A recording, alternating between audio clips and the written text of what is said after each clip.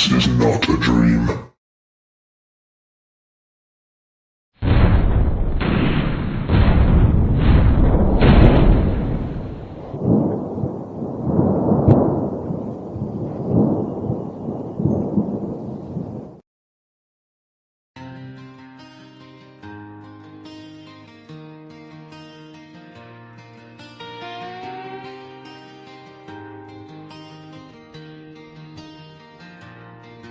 Phil walks the tree line when the sun goes down. Boots in the gravel on the edge of town. Backpack rattles with a lantern and a map, looking for the things that never make the trap. Old folks whisper when they see him pass. Boys been chasing shadows in the midnight grass. But Phil just smiles at the cold night air, 'cause something out there knows he's there. In the rustle of leaves, in the creak of the pine, in the fog where the footprints twist the line. He's the Dogman, Teepee hunter, roaming through the night, chasing ghostly echoes in the pale moonlight. From forgotten forests to the deserts deep, where the old bones hide and the spirits creep. With a camera and courage and a trail to see, he'll follow any legend through eternity. Yeah, the world's full of whispers most folks never see, but they all know Phil.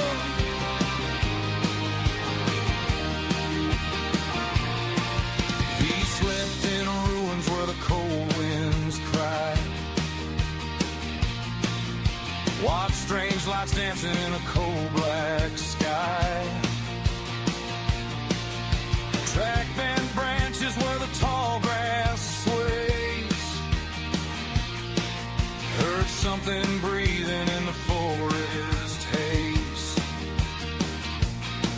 Every dusty road and every haunted bed holds another secret he's about to defend. And when the fire burns low and the coyotes sing, you can bet he's hunting something strange again. Through the static and dark, through the myth and the lore, there's a howl in the hills he can't ignore. He's the Dogman, Teepee hunter, roaming through the night, chasing ghostly echoes in the pale moonlight. From forgotten forests to the deserts deep, where the old bones hide and the spirits creep. With a camera and courage and a trail to see, he'll follow any legend through eternity. Yeah, the world's full of whispers most folks never see, but they all know Phil. But they all know Phil.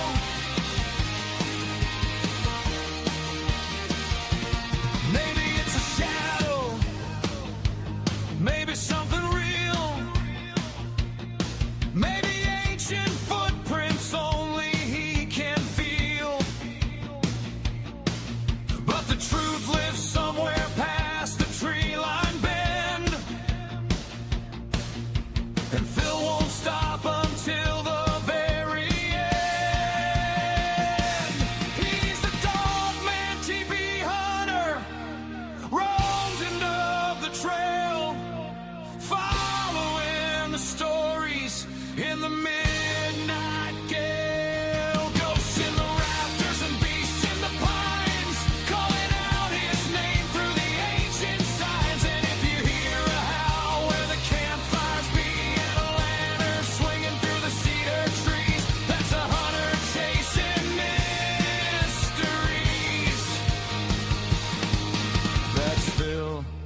running wild and free.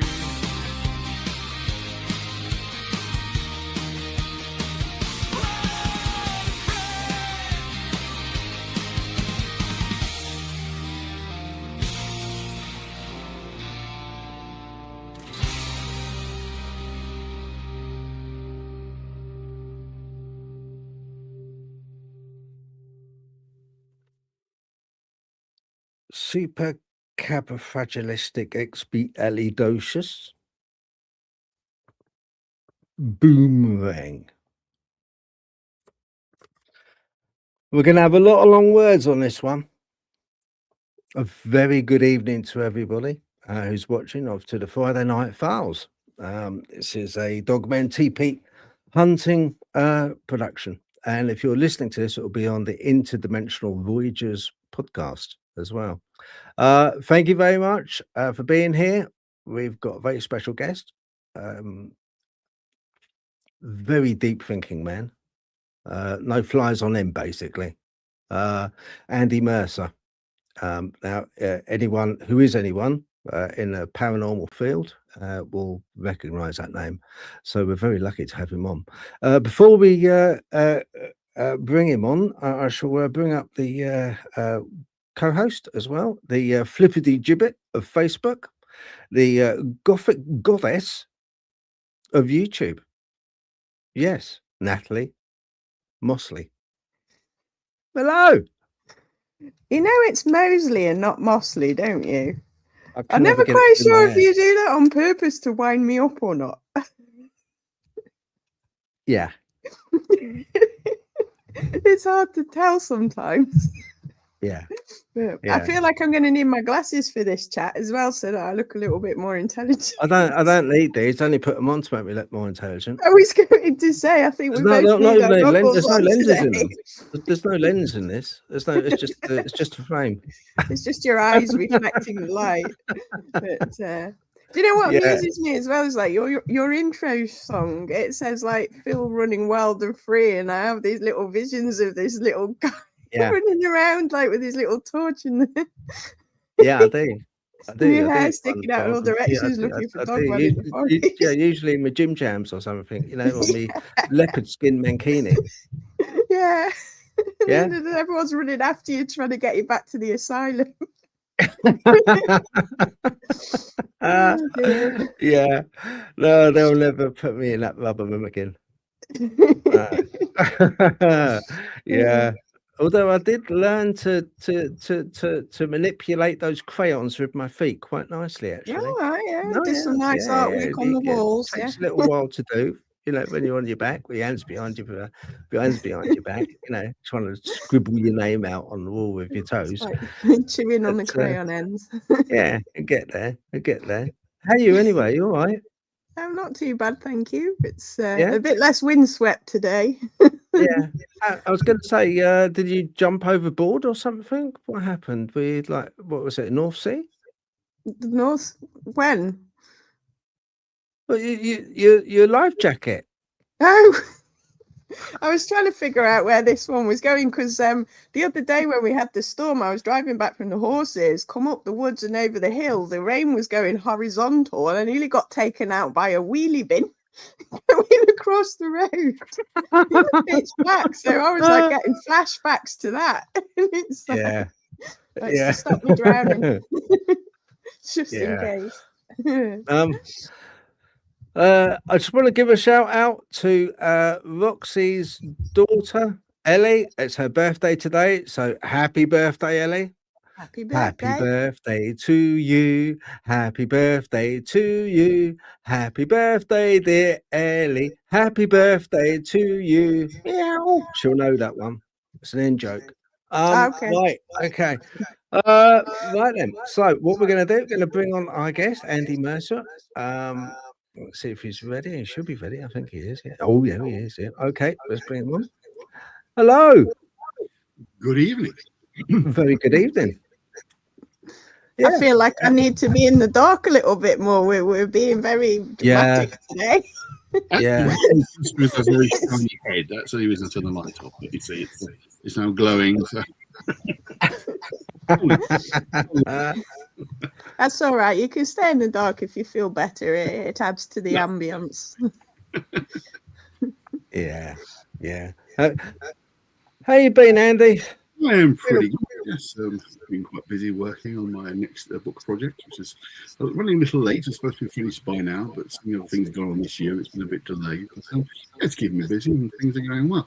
I have one question though. I have to ask this question: where on earth did you get that music from? Oh, that was done for me. That was done by Kate Moonbeam. Yeah, she put it together for me. So yeah, Phil running wild and free. Yeah, I had one as well of it. It sounded a lot like Evanescence. Oh, which was quite. And then there was a second version. I preferred the second version, but I can't remember what the comparison was. But it sounded a lot more dramatic. But it was more melodic rock than the Evanescence sort of like type rock. So I couldn't decide between the two. But yeah, we'll have to shoot it over to Phil. She'll have to have a word with Kate, see if she can make you one. As Phil knows from conversation we had during the week, I like very, very, very, very heavy metal, very extreme deathcore. So my theme tune would be probably unplayable. If I would have a I was going to say you're a little bit heavier than me. I was like, I'm normally listening to like things a little bit heavier than Evanescence, but I'm not quite that heavy. A band called Humanity's Last Breath, which is probably one of the heaviest around. It's a subgenre of deathcore called gent. It's like very heavy, so it would probably blow people's eardrums off. Yeah, I did play that on the storyboard I did for you for this show. Yeah, I did play it.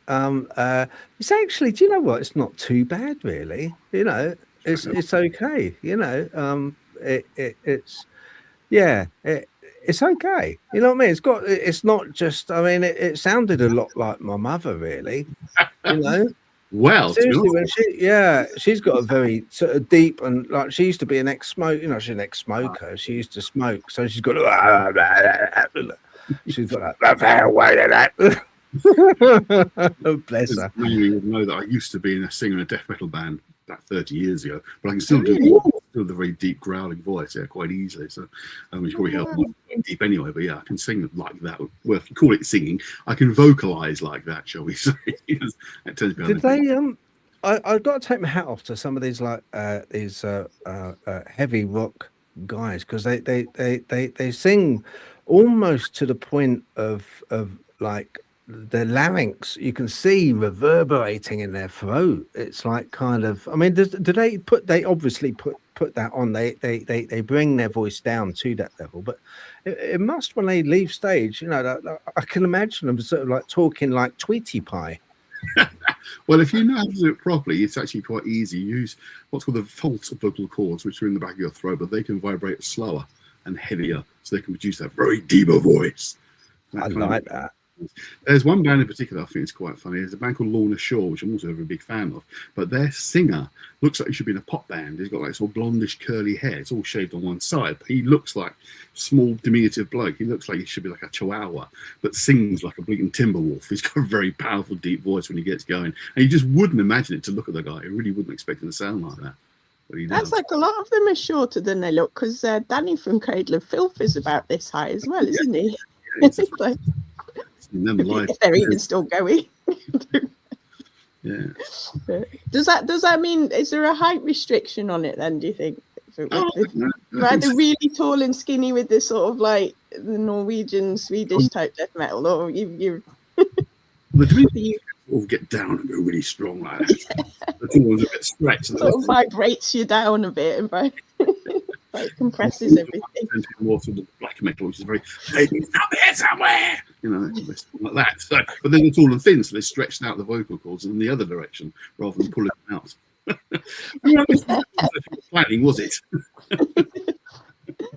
Oh, right, I'm going to just quickly run through some people that have come on the chat. We normally have quite a busy chat. Right, you've got MT Paranormal. Hello, Mike. Hope you're keeping well. It's been a while since we've spoken, Mike. I've got to catch up. I've got to be honest, I've been a bit lazy. I've got to catch up with your channel a little bit. But he does some brilliant paranormal stuff. He is out there in the thick of it at night, in woods, forests, in the States. He's very good. He's got a lot of equipment as well, you know. Right. We've also right. We've got Kate. Very good evening, Kate. She's the one that does the title tune for us. Very very talented lady. Let's have a look. Susan Woosden. Hello, Susan. She runs Ghost and Paranormal Society, which is based in Clacton-on-Sea. Very good group, small group, but a good group. Very genuine. You know, they're non-profit. Very very genuine group. Let's have a look. See who else we have on here. Oh, hang on. We've got some. Got Jane Mosley. I say her name correctly, you see. Hello, Jane. Say it properly, otherwise she'll be around your door. Yes. Around the ear off. I hope you're keeping well, Jane. That's My mum. yeah, that's her mum. For some reason, she likes listening to the podcast. I don't know why. Yeah. So I have to be on best behaviour every week. Yeah, so I have to be on good behaviour. I have to sort of when she's on the chat. Yeah. Or she'll send the mug back, won't she? Exactly. In pieces, probably send it round my head or something. Like we have Drew Hollings. Hello, Drew. Thank you very much for joining. We also got, yes, Keith Aston. Wouldn't be anything without you, mate. I'm so glad to welcome you back. It's lovely having you back. And you are moderator as well. So we've got Larry Luttrell, moderator. We've got Dawn, which is Sasquatch sister, moderator, and Kate as well. And of course, Roxy B, who is the admin.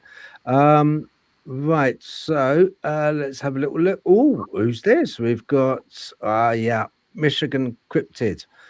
Hey, oh yes, hey, I hope you're keeping well. Thank you for joining, sir. Oh, lovely, Ready Steady Retro, very interesting lady. I like Ready Steady Retro. She's got some cool stories. Brian C UK, hi Phil. Chat, hope you're keeping well. Yes, keeping very well. Thank you very much, Brian. Thank you for joining. Good to see you here. Let's have a quick look. Michigan, Brian, yep. Kate, I will get back to the chats as the evening progresses. Right, let's continue on. Thank you, Kate, also for putting the links up for everybody. Do appreciate that. I'm going to put the chats up on screen, and because I've done that, I'm going to alter the screen about, because it's not fair for Natalie to have the chats like that. Maybe, do you know what, people? I think I might just turn it round so it's that way. Okay. And I will change the background for you. Right, Andy. When did you start getting into the paranormal, and was it something that kind of you naturally, organically came into because strange things happened when you were younger? Were you questioning nature about these sort of things?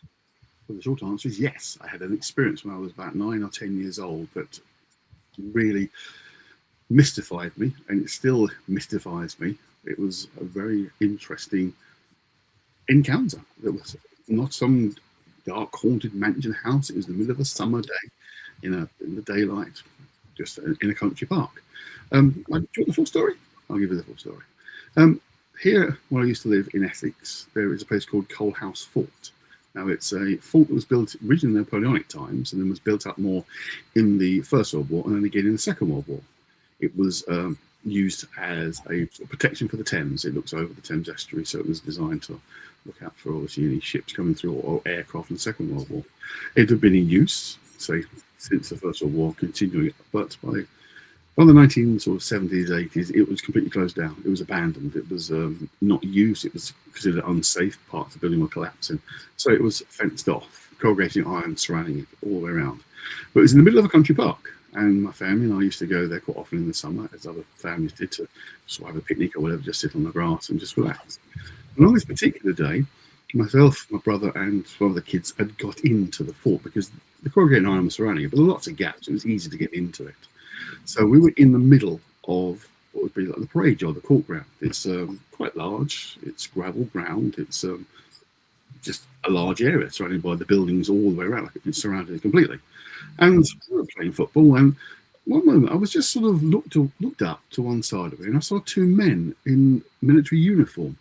They were about 10 feet away from me, just walking past. And being sort of 19, I didn't go register at first. So, okay. Looked away, looked back, and they were gone. But they were there for about 3 or 4 seconds. They were walking past, completely silent. Now, bearing in mind it's gravel ground. I mean, the kids were playing football. They were a bit away from where I was standing. But they were there. They just walked past me. And the way they were heading was a brick wall. So there's no way they could have gone anywhere. Now, there was no kind of reenactment groups here or anything like that. It was just closed down, condemned as dangerous. So I have no idea who they were or how they were there. The thing I noticed was the uniform was like a sort of mid-light brown colour. They had like a webbing bandaging around the lower halves of the legs from the knee downwards, which I later found out is First World War uniform, not using the Second World War. So why the two were there, what they were doing, I have no idea. But they were there and then they were gone. But they were as real as anything, just completely solid people. And say, but there was no sound, there was nothing. So literally, I looked at them, and even now, because this is like sort of nearly 50 years later, I can still see them. It was like, what on earth is that? But it just because I was a kid, it didn't really register until I looked at the second time when they were gone. I was, whoa, that is strange. I remember going outside back to my parents or my nan and aunt were there and said to them what I'd just seen. And it was like, oh, really? Well, that's interesting. That was it. I mean, I don't think they believed me for a moment. But I knew what I'd seen. It was absolutely 100% real. It was a summer's day, sunny, bright sunshine, lovely day. And there were these two guys, no more than 10, 15 feet at most away from me, just walked past in military uniform. And it really was one of those moments of, what on earth? And I became quite obsessive with the idea of what on earth I'd seen, and went to the library. And of course, I knew of ghosts, that kind of thing. I was getting out books on ghosts and reading about ghosts. And from there, really, that sort of began the interest. It kind of just grew and evolved from that first experience. When I say it was no more than about 10, 11 years old at most. And it was just one of those things. It's like, what on earth did I see? And it's always stayed with me as an interest because there's very strange experience. So that's really how it began for me. Did you tell a responsible adult that you were with, basically like parents or? Yeah, so I went back to them and said, I've just seen these two men walking around in uniform. And their response was, oh, really, darling? That's nice. They didn't believe me. It didn't believe me at all. But, that's nice. Oh, great. It's again, as I got old, my dad's actually still interested. My mum doesn't believe any of this sort of stuff, but I know what I saw. You know, it wasn't imagination. It wasn't me just making stories up. I just saw those two men as real as anything. They weren't like wispy or transparent. They were just like two physical men walking past, but as I say, on gravel, but no sound. That's the one thing that stopped me.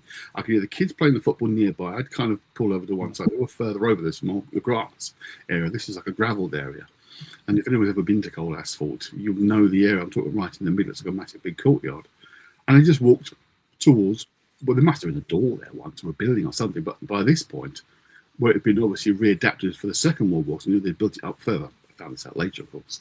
So they changed the layout to become bigger and was different. So they're obviously walking towards what would have been perhaps a door when it was in the First World War, because that's what they were wearing. And again, it was used in the First World War because we were looking for Zeppelins going over and, of course, ships coming across. And they did shoot a Zeppelin down, apparently, during the First World War at the base. So it was saw action. So it was definitely real. I was there were definitely people stationed there. Again, I found this all like years later. Didn't know at the time, of course. But that just stayed with me as an experience as being the first thing that really caught my attention. Yeah. These two guys. Very limiting as well. You know, when you go to the library when you're a kid, because I mean, you're about. I think we're about the same age. You know, I'm 32, but I was going to say we're all 21 here, aren't we? In the libraries, all it was that they had that archetypal book which had kind of like the monk by the side of the altar, and you had that other apparition coming down the stairs as well. Absolutely. It was very limited. I remember going to Greenford Library where I lived in Greenford Village, and I went there, and it was like you had a Loch Ness book on Loch Ness Monster. But yeah, very, very few books there was in referencing for anything like that. You know, I'd have to interject. I was quite surprised. This is Basildon, where I used to live. The library there was actually really good. It had quite a good selection of books in there. I mean, I discovered books like there's a book called Francis Barrett's The Magus, which is like a major occult text. They had it in the library, which really is really? Yeah, that really is surprising. Run. Yeah, I took that out. I've lost count of time I took that out before I actually got a copy myself when I was in my teens. Like, it was like, I was really surprised what they had there. A lot of good ghost stories. I discovered the ghostwriter M.R. James because of looking for ghost books in the library. I mean, he's fiction, obviously, but yeah, M.R. James, yeah. That's strange. I wonder if you've just had a lot of ghosts, because like when I was a teenager, we lived in Wales, and it was mainly books on dowsing, standing stones, and megaliths. Because obviously we were in Wales. I don't remember a lot of ghost books in there, but there was a lot on dowsing, and so you must have been in the more more paranormal inclined readership in the library than my way. The head librarian has a lot of control about what could be stocked in those days. So clearly, whoever's in charge was interested in the paranormal as well. They seem to have been able to get these books in. Just running ghost books through the library, basically. With those soldiers in mind, I mean that's kind of like bordering on the stone tape theory, you know, like a replay. That was very it was, yeah. So I didn't get any sense or aware of me at all. They were just literally just walking past. I mean, I know when we sort of like we met at that Colchester Castle when I was anything, and that's where I would ordinarily have expected when I was drifting off with my head torch and my camera and stuff. That's what I was expecting. I was expecting a lot of replays of previous enactments of kind of people or, you know, of the period walking through. And is that something that, you know, you think is happening? Do you think that does happen? Or do you think that energies are stored in bricks, stored in the mortar, the very fiber of a building? Do you think it can cough back up a projection of what's happened? You might think you were more along the lines of the EM, electromagnetic field of an area, because you can have obviously buildings have completely disappeared and still see the paranormal occurrences happening because the energy in the area seems to store something. I've always been of kind of the opinion it's an interaction between us, our brains, and the environment, picking up the signals of the environment around us. Whether they are literally there, whether those men were literally there walking past me, or it was just obviously kind of mental projection of them, I don't know. But I always see it as kind of interaction between the two. So an area can have energy that's stored an experience that then gets replayed. I mean, a classic example of that is, funny enough, where I'm going this weekend. I'll tell you more about it a bit later on, so I'm sure you'll be interested. But the building we're investigating is actually on the site of a previous building.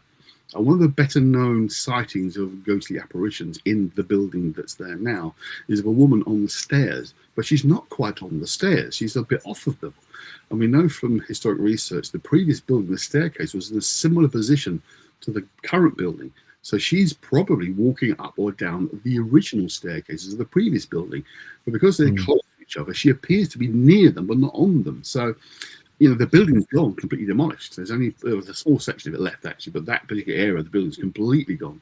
So it leaves the question of the building that's there now was never lived in.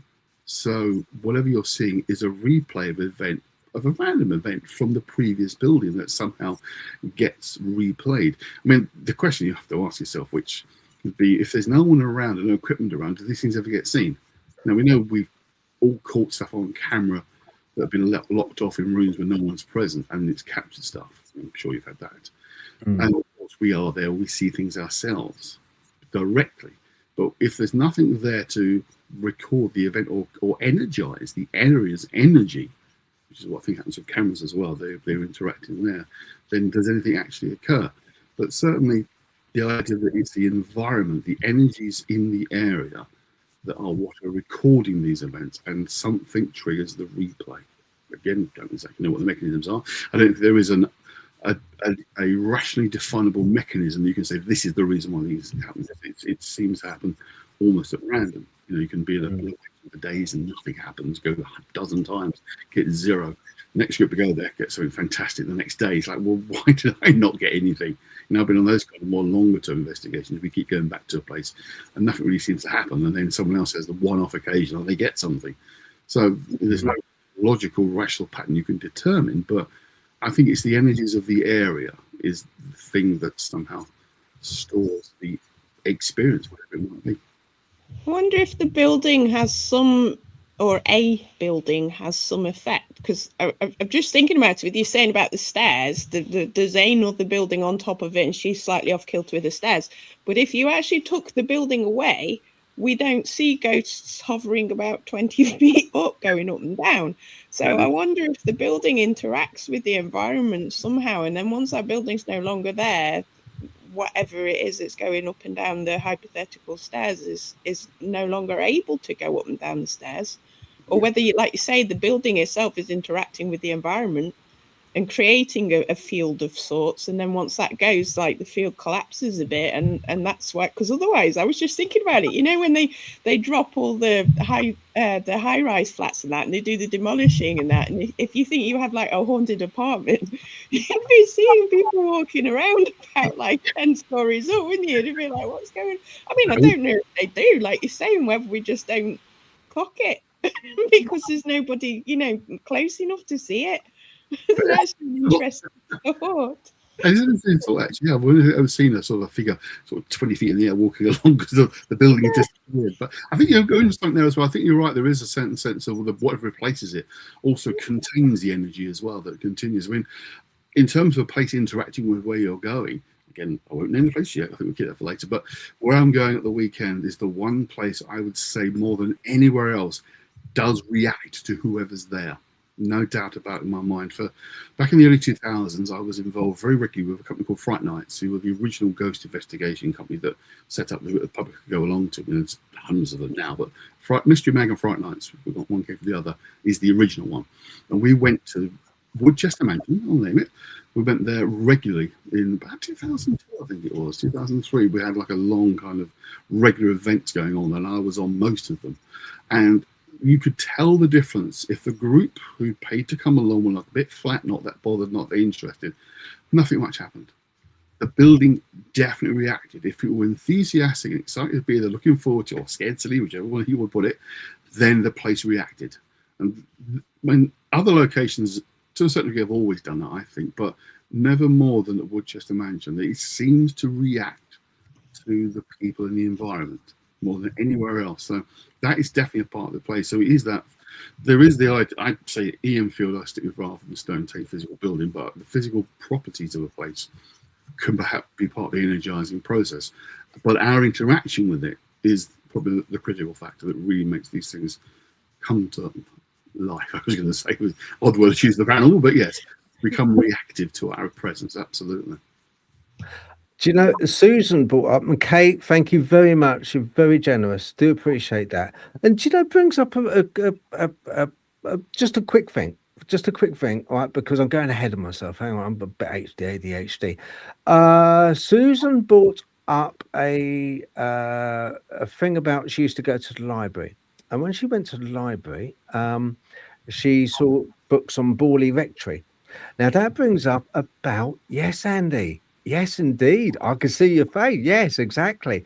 The lady coming down the staircase, which is above the staircase, is the same as Borley Rectory because there's a nun, very famous in a nun's walk, and she has been spotted and seen where she walks above the ground, slightly above the ground. I think it's about there was a local builder, famous local builder, doing some works there with colleagues, and he saw the nun, and she was actually floating above ground level because obviously the ground was higher then. It's just sunk since the time she was deceased.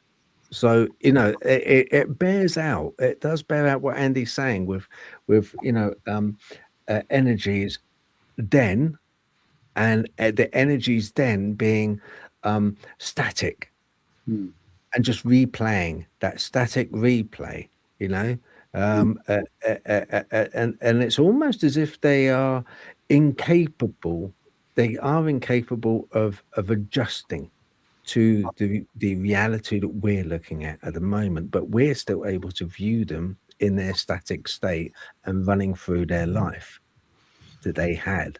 So it's a strange thing. But Borley Rectory, yeah, that when I saw that message, I thought, oh yeah, that's a I'm going to just put up quickly because you have, Andy, your Facebook page. Just want to show people your Facebook page here. Right, we've got Ninth Circle Press. This is Andy's Facebook page. 3,400 followers. Wow. That puts me to shame, honestly. More for the occult, to be honest with you. That's what I'm probably best known for these days. Do you have? Were you going this weekend? Have you put it on your Facebook? Where you going? No, I won't yet. Usually after the effect, after the event, shall we say? Okay. Oh, you're a Jean-Michel Jarre fan. So am I. A piece of music. You have to listen to the Equinox on the Equinox. I mean, it's got to be done, isn't it? I mean, that's yeah. I do you know Oxygen, Equinox, you know, all Jean-Michel Jarre stuff. I just love. I went to see him at the Docklands. You know, when he was at Docklands. Was that? Or when was that? Early 2000s? No, it was 90s, wasn't it? Oh, that was 1997, 6, 7. Do you remember was it? Second night? Because I know the first night was I was there. The second night it rained, which was a bit annoying. But yeah, no. I think we were there same time then. Yeah, because across the river you saw that empty kind of factory, and it just lit up full of the pyrotechnics, and it looked like a fire inside the building across the river. It was a fantastic concert. Absolutely one off. I thoroughly enjoyed that. I've met who actually were at that concert as well, because it was 20,000 people. No, it's like 50, 60,000. It was massive. So quite a lot of Londoners did go along to it. Keep running into Yeah. It's a shame. I would have liked to have seen the Notre Dame one he did. Yeah. That looked pretty cool. That looked pretty cool. But yeah, no, Jean-Michel Jarre, brilliant. Yeah, absolutely excellent. I remember sort of at the same time I was listening to Oxygen, Star Wars came out. And Star Wars was a big thing, and I remember being as a kid. This is how you imagination goes. I used to be underneath the dining room table, flip the chair up, and the legs of the chair would be the turret of the gun on a Millennium Falcon. Yeah, and every time my sister came into the room, I'd like kind of just attack her, you know. It's a laser gun, and she would just go, oh, God, he's so stupid, because she was 6 years older than me. So my sister was like, oh, he's such a stupid boy. Particularly the early Jean-Michel Jarre. Check out a German guy called Klaus Schulz. He was in Tangerine Dream at first when it first started, but left them long ago. But he unfortunately passed away recently. But Klaus Schulz, check him out. His stuff is a similar vein. I prefer his stuff, to be honest with you. It's more energized. It's really quite flowing. But I thought the Jean-Michel Jarre stuff. But yeah, Klaus Schulz, anybody, if you like Jean-Michel Jarre, look for Klaus Schulz. Yeah, I've look at that. I've got your website as well for Ninth Circle. I just want to show people this one. Just if you could explain for people, you know, about your website, what you do. I know what you do, but if you just explain. Sure. Well, I publish esoteric occult books under the banner of Ninth Circle Press. The Ninth Circle comes from Dante's Inferno. The Ninth Circle is the deepest level of hell, where Satan is frozen in ice. And I'm a huge fan of Dante's Inferno. I read it as a kid and got quite spooked by it. The parts I understood, because it's not easiest to read, because it's originally written in 13th century or 12th century Italian.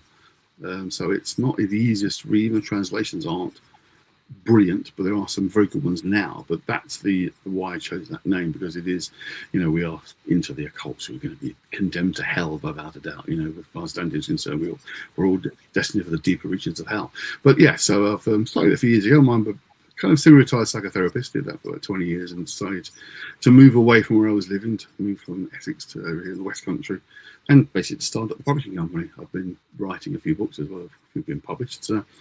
But it's difficult to make a living as a writer, but as a publisher, you've got a better chance. So that's what I've been doing. So it's they're all fairly limited print runs, always fairly short. They're quite specialist text, they're kind of advanced stuff. Yeah, because when I was looking at this, you've got quite a few authors on here as well. Yeah, that's my team. Yeah, some of the books are already out, others are going to come out in the next year or so. My diary is about a year ahead of published titles. I only do about 3 or 4 a year, so it's a slow, because I do everything. You know, I write something obviously, but I do all the editing, the copy work, the layouts for the printer, and sort that with the printer, get the printer to print them, and then I distribute them myself. I pack them up and send them off. I'm cheap bottle washer, as they say. Because when I was first looking at it, I like kind of it just that chap there, Ben Tweedle, in that photo, I thought was Rasputin. It's a brilliant picture, isn't it? He absolutely loves it. I'll tell you about his partner, but it's a really good picture. He's predominantly known for writing weird fiction, which is a more of a long-term plan. It's not something I'm doing yet, but we've talked about doing something that's. He's written something that's very occult related, that potentially is more than just fiction, which we've talked before about him doing an edition of at some point in the future. But he's a good mate of mine, so he's up there partly because he's a good friend, and he's been very supportive of what I do. He's the manager of a shop called Courtyard Books in Glastonbury, which is probably the best occult bookshop in the country. Oh, okay. Second hand is fantastic, definitely. So if you look for Courtyard Books, then you probably find me. Okay, right, all right. So people, that's it. Ninth Circle Press. So check it out. Okay, and if at all possible, kind of like give a review. That's always possible. And also with Andy's Facebook page as well. Please do, give it a follow. If you want to give my one a follow as well, it'd be lovely. But that'd be great. With Faust, it's with the Ninth Circle of Hell, it's quite interesting. I think we'll go in a little while. We'll go into that a little bit, because I was reading Montague Summers. Have you heard of him? Of course. Yeah. He's an interesting character. Very interesting character. Leaning obviously back and been in the clergy, but yes.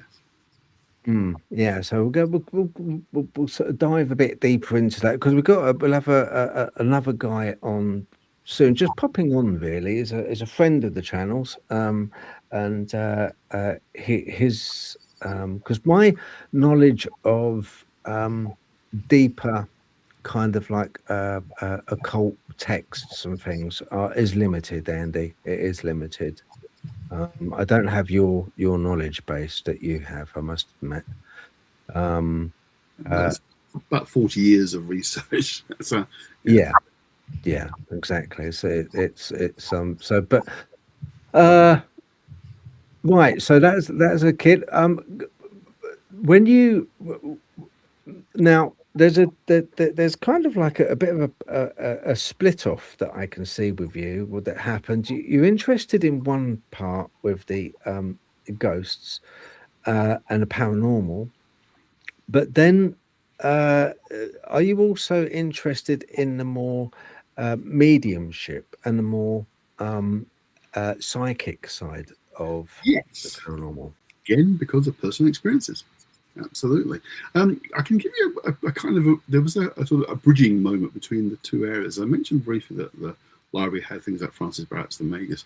They had books on the occult in there, and I was interested as a parallel to the ghost stuff as other books. And I came across an organization called the Hermetic Order of Golden Dawn, which was a group from the late 1800s who were kind of revitalized modern occultism. They were a very, very significant group. The original group didn't last very long, but kind of broke up into various splinter groups, one of which was Aleister Crowley, who people may have heard of, was involved in as well. But I came across all their ritual material. There was a book called The Complete Works of Golden Dawn, which again I was able to order through the library. I think it came from London or something, but you could get the library this, which is quite amazing. And got hold of it, and again, it was one I kept checking out, and hand copied quite a few of the rituals in it, because it was like, oh, I don't want to lose this book. I didn't know. When I talk to teenagers, I didn't know I could get these books for myself. There was no sort of Amazon to order them from. You had to just get what you could get. And I found out bookshops in London later on that stopped this sort of stuff. But at this point, I didn't have much money. I was a teenager. And I started trying some of the rituals out, saying these words and waving your hands about and doing all sorts of things. And I felt something from them. It's the best way I can describe it. I felt a connection with something. It's like I could feel energy around me. It's the best way I can describe it. And it wasn't just my imagination. I could feel this stuff. It was absolutely real experience of something was happening. And what I would say later on was that they were attuning me to stuff, attuning me to the other world, or whatever you want to call it, the energies around us. And it was definitely having a developmental effect. Now, a lot of people these days go through like spiritualist churches to do developmental courses in mediumship and that kind of stuff. But there was nothing like where I lived at all. Nothing I knew about. Anyway, there was, but I knew nothing about it. So I was literally just working on my own and following this Golden Storm rituals, learning to use tarot cards, all that kind of stuff. And working with tarot was what made me think there's something going on here. I was giving friends readings, and I was getting images of stuff that were going on in their lives they hadn't told me about, and I described stuff to them. They were a bit like, "Whoa, how do you know about that?" And so, I don't know. I'm just seeing it. And someone said, "Well, someone's told you about that kind of thing." But it was just imagery and feelings I was picking up on them. Often, like with girls, particularly like hadn't told. There was one friend in particular who just couldn't believe it because he never told anybody about this girl, and he was really mad on her. I was like, "Just describe what you look like to him." And he was quite, "How the hell do you know that?" I said, "I don't know. This is what I get." So that was something I realised I was able to do, and how it developed more with the ghost stuff was, and particularly when I work with Fright Nights, I have this kind of like a locations ability. I can see a place, how it used to look in the past, and describe what I'm seeing, how the building would have once looked, people in it. Just, again, it's just snapshots, not talking to anything, interacting with anything. It was more like a snapshot of the past. And I was taken to places I didn't know about. I was basically tested, what do you see? What are you getting? And I describe it and was been told afterwards, you're pretty accurate at that. You do know this place. How do you know this? I don't know. I'd close my eyes. I'd just not even think of anything particular. I let whatever's there come to me, and that's what started to happen with those locations. But it was all part of this whole journey of exploration with the esoteric stuff. I jumping forward a little bit into my early 20s, I discovered a place called Atlantis Bookshop in London, which was a brilliant little bookshop, which is still going. I'm quite friendly with the owners there. And it was only a couple of tube stops from where I was working at the time. My first major job in London was at the Royal Exchange, which is in the middle of London, in the financial district. And the Atlantis was maybe 2 or 3 stops away to visit. And I'd gone there and bought a book called The Secret Grimoire of Turia. Now, it's got the history in itself, and I actually gave a talk in January at the Occult conference in Glastonbury. I talked about my experience of working with this particular book. It was my first real attempt at working with proper ritual magic. And what you do is you create certain items to use for the ritual work. You have, say, certain invocations for spirits, demons, angels, whatever you call them, to appear. And I had an absolute sense there was something with me when I did those things. It really was a sense. It was one of, as I said in the talk, the funny thing was, it was like standing in front of me or to the side of me. It was just around me. I could feel the energy. I mean, the air kind of buzzing around me. I was doing this sort of thing in the middle of the night because I was living with my parents at the time, so I couldn't start doing strange rituals in the early afternoon. They didn't notice what was going on. So it was often gone to bed and just quietly announced this stuff. And what I noticed was it was there. There are things you do which are to banish the things afterwards, and I'd do the banishments. And there was still a sense of energy around me. And often, for a good 2 or 3 days afterwards, things would happen in my room. Things would get moved around. Things would disappear. Nothing major, nothing substantial. Just little objects would be in a different spot. I'd say to my mum, "Did you move? Did you not be in your room at all?" Or they'd just disappear for a couple of days, and then they'd return to me in a different place in my room. So there was some residual effect as well. So it left me convinced I was working with something, And over the years, the whole story, I've got a much clearer sense of what it is I work with. But one of the things that really captured my attention was a thing called Enochian magic with Dr. John Dee, which was the next in early 20s. Yeah. That completely blew my brains out. I was working with, of course, scrying, and some of the scrying work involves kind of what you might call astral projection. It's like we go into these other realms of reality, and I was experiencing these visions very clearly of places I was going to, beings, people that were there. I was making quite copious notes about what I was seeing. Now, going back to a guy I mentioned earlier on, Aleister Crowley, he'd worked with the Enochian system in the 1910s, and called the Vision of the Voice, which was his experiences of working with Enochian. And what he experienced was completely different to what I was experiencing. So you think, oh, it's this famous guy seeing this stuff, and I'm seeing different things, and I'm doing something wrong. But this was the early days of the internet, just starting out, and there was a guy in Denmark whose name I can never remember. It's really noisy, I've forgotten his name. But he was put an online, like a blog, an early version of a blog, of his experiences working with Enochian.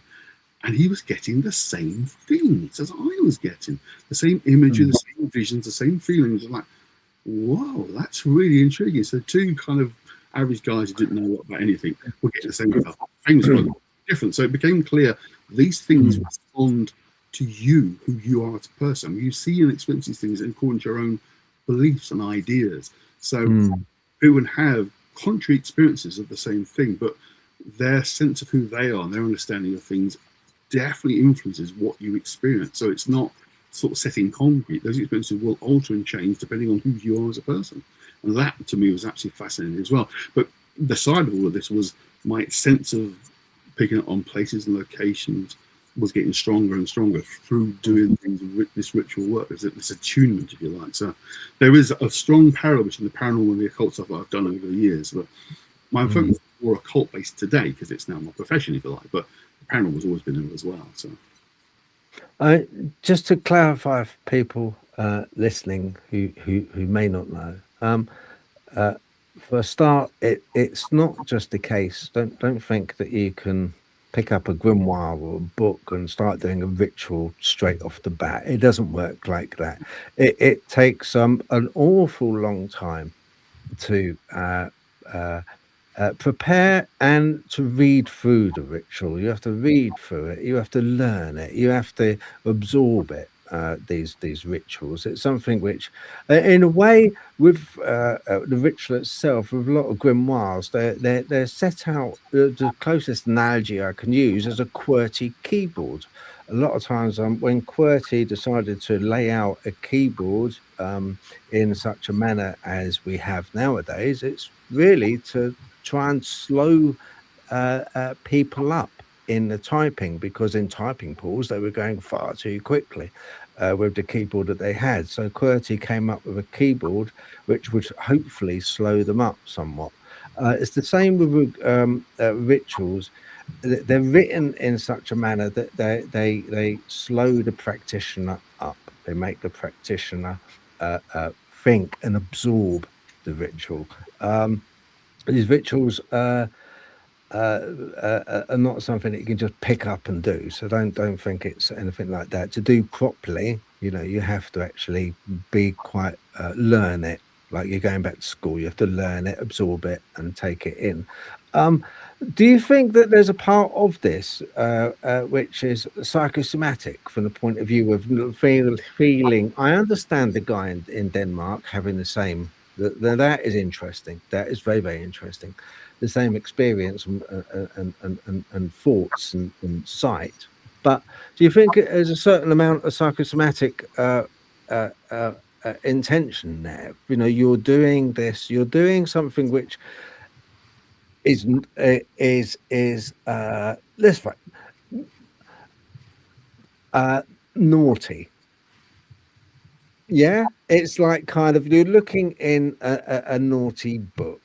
You're looking in it's one of these things which is fundamentally not mainstream. It's fundamentally not mainstream. It's something which is on the peripheries of literature, very hard to get a lot of times, you're invoking. You're trying to invoke a state of being, or you're trying to invoke an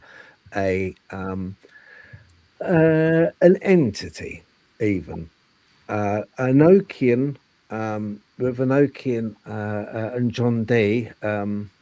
He was fascinated with the idea of talking to angels. That's where Enochian and he wrote a very famous book. John Dee did, pamphlet, wasn't it? I think actually. Yeah, he was fascinated with getting in contact with angels. But that's the thing. I mean, can we segregate? Is it possible in doing this with Enochian law to sort of segregate the angels from other entities? Do you Well, think? there's a lot in what you've just said, and let's unpack some of it. The first thing to say is that the angels and demon definition is a medieval concept that predates a lot of our thinking, but it's certainly by no means the only way these things are seen. It's only a relatively recent idea. There's strict division between the two beings. You can ask the question of, are they actually discrete entities that exist in heaven or hell? Personally, I think not at all. We're dealing with energy beings, is the best way I can put it. That will, again, I will always emphasize this, they respond to how you work with them. Your ideas and beliefs that you bring to the table will influence what you experience. That's been absolutely my experience. And I don't think they have set identities of their own, because you can work with, say, for example, Goetic magic, which is described as being working with 72 demons, quote, demons. They don't necessarily respond as demons. They don't appear sort of flaming whatevers and big horns and roar at you or anything like that. They have certain forms they may appear in, but if you expect them to look a certain way, they'll look a certain way. If you don't have any expectation of what you expect them to look like or behave like, then they don't behave the way that you think they're going to. They don't do anything particularly. If you expect to be scared by a demon you've summoned, it will come and scare you, because that's what you're asking it to do, effectively. It's not taking a form. But what I found particularly interesting is I work with systems as desperately far apart as Enochian and runic magic. Now, why on earth would two systems totally different to each other both produce results? They do, because whatever it is we're working with takes on a form that connects with what we're experiencing. John Dee and the Enochian system is a good example. First of all, John Dee called it angelic magic. He didn't even use the term Enochian, that came later. He was specifically trying to speak to God about how the universe worked. He was incredibly learned. He studied all the major sciences of the time and wanted to understand the fundamentals of how the universe is working. And he came to the conclusion the only way he could do it was to speak to God and the angels, which is why he started using scrying. Scrying was a common way in those days of basically looking into a crystal ball. That's where the idea became famous, or bowls of water, or mediums like that where you could see images within them. And he used a guy called Edward Kelly, who was the third medium he'd used, and got these results and started seeing. Kelly would see things in the crystal ball, and Dee would make a note of what he was seeing, and they became the diaries that he kept, collected, which were never meant to be published, by the way, only ever for Dee's personal use. But quickly, the beings that Kelly was seeing were not traditional angels or even demons. They were beings whose names had never been heard or seen before, that seemed to be responding in different ways to how a biblical angel might. It raised interesting questions. These beings were telling Dee through Kelly all sorts of things that were not of a Christian idea, but not of an evil idea. They were just different. The idea of the origins of life not being from just two people, the idea of having me, they were saying that wasn't the case. They were saying things that were almost much more scientific in the broadest sense of the term than anything sort of religious. It was quite a different set of things that were coming out. And what we were given through these diaries, the collection, was how to work the quote Enochian system, although we have no record of them ever using it themselves. Now, some of their notes and records went missing, unfortunately, got destroyed at the Great Fire of London. And it's been speculated that perhaps what was lost was their records of them using this, quote, system of magic. It's not really a system, it's a kind of lots of bits and pieces coming together to form a kind of system which you can work with. But it's not systematized, shall we say. It's not a set out way of doing things. It's all a bit kind of all over the place. But again, a lot of the Goetic and Solomonic magic, which is like the angel version, those beings can be angels but respond again differently depending on what your approach is to them. They don't act in a certain set way. People often, early on in working with this kind of things, read that angel Frederica, for whatever better name, can produce gold for you. So they go for the ritual of summoning Frederica and the gold to appear. And surprise, surprise, it doesn't appear because it doesn't work like that. It's very possible that whoever's wrote things like the Goetia, the 72 Demons of the Goetia, wrote of their experience of working with these beings based on their knowledge and background. And us, 500 years later, have very different knowledge and experiences and background, so have a different experience of them. But to your first point, it's one of those things that everyone could always say, well, you just imagined all of it, you know, it's all in your head. Well, yeah, it probably is all in my head, but your head's a lot bigger than you realise. Your head's interconnected with the reality around you. It's almost trans-dimensional, if you like. There is that kind of level of what I'm seeing and experiencing. I play a part in it. It doesn't appear on its own, but it is there separate to me as well, because other people have had the experiences I've talked about before. Again, it's harder now because the internet's full of this stuff. I mean, you can download most of these books for free. You know, some of them are legal, some illegally, but you can. But back in the early days, there was very few people practicing this stuff, and they would perhaps meet up and talk about what they experienced and notice the similarity, even though they're both, you do a ritual at the same time, but separately, come back and compare notes and think, actually, yeah, I got that as well. I had that same kind of feeling too. There's a continuity. Yeah. That's I mean, I'm of the same school of thought when it comes to these entities. I think, you know, kind of to pigeonhole them into convenient, you know, demonic, angelic. I think in a way, you see, I'm a big believer that a lot of what we're experiencing is connected. Is all connected. It comes from a single origin. And I think that we kind of like dip into this energy, this all pervasive kind of like river, this flow of energy. We dip into it, we dip out of it. And I've said before that, you know, we have our brains, but we have the consciousness, and our consciousness is external to us. And I think we dip into that and we share this consciousness. And I think with entities, a lot of times, I would not be at all surprised if you contact using occult means alien entities, literally alien entities. I would not be at all surprised, even though you're going for a very ancient old ritual. I think what could come through could be construed as being an alien entity, honestly. Exactly that, except I am very much in the camp of what's called the ultra-terrestrials. That these are beings that aren't from other universes, galaxies, planets. They are here with us, but just a different here.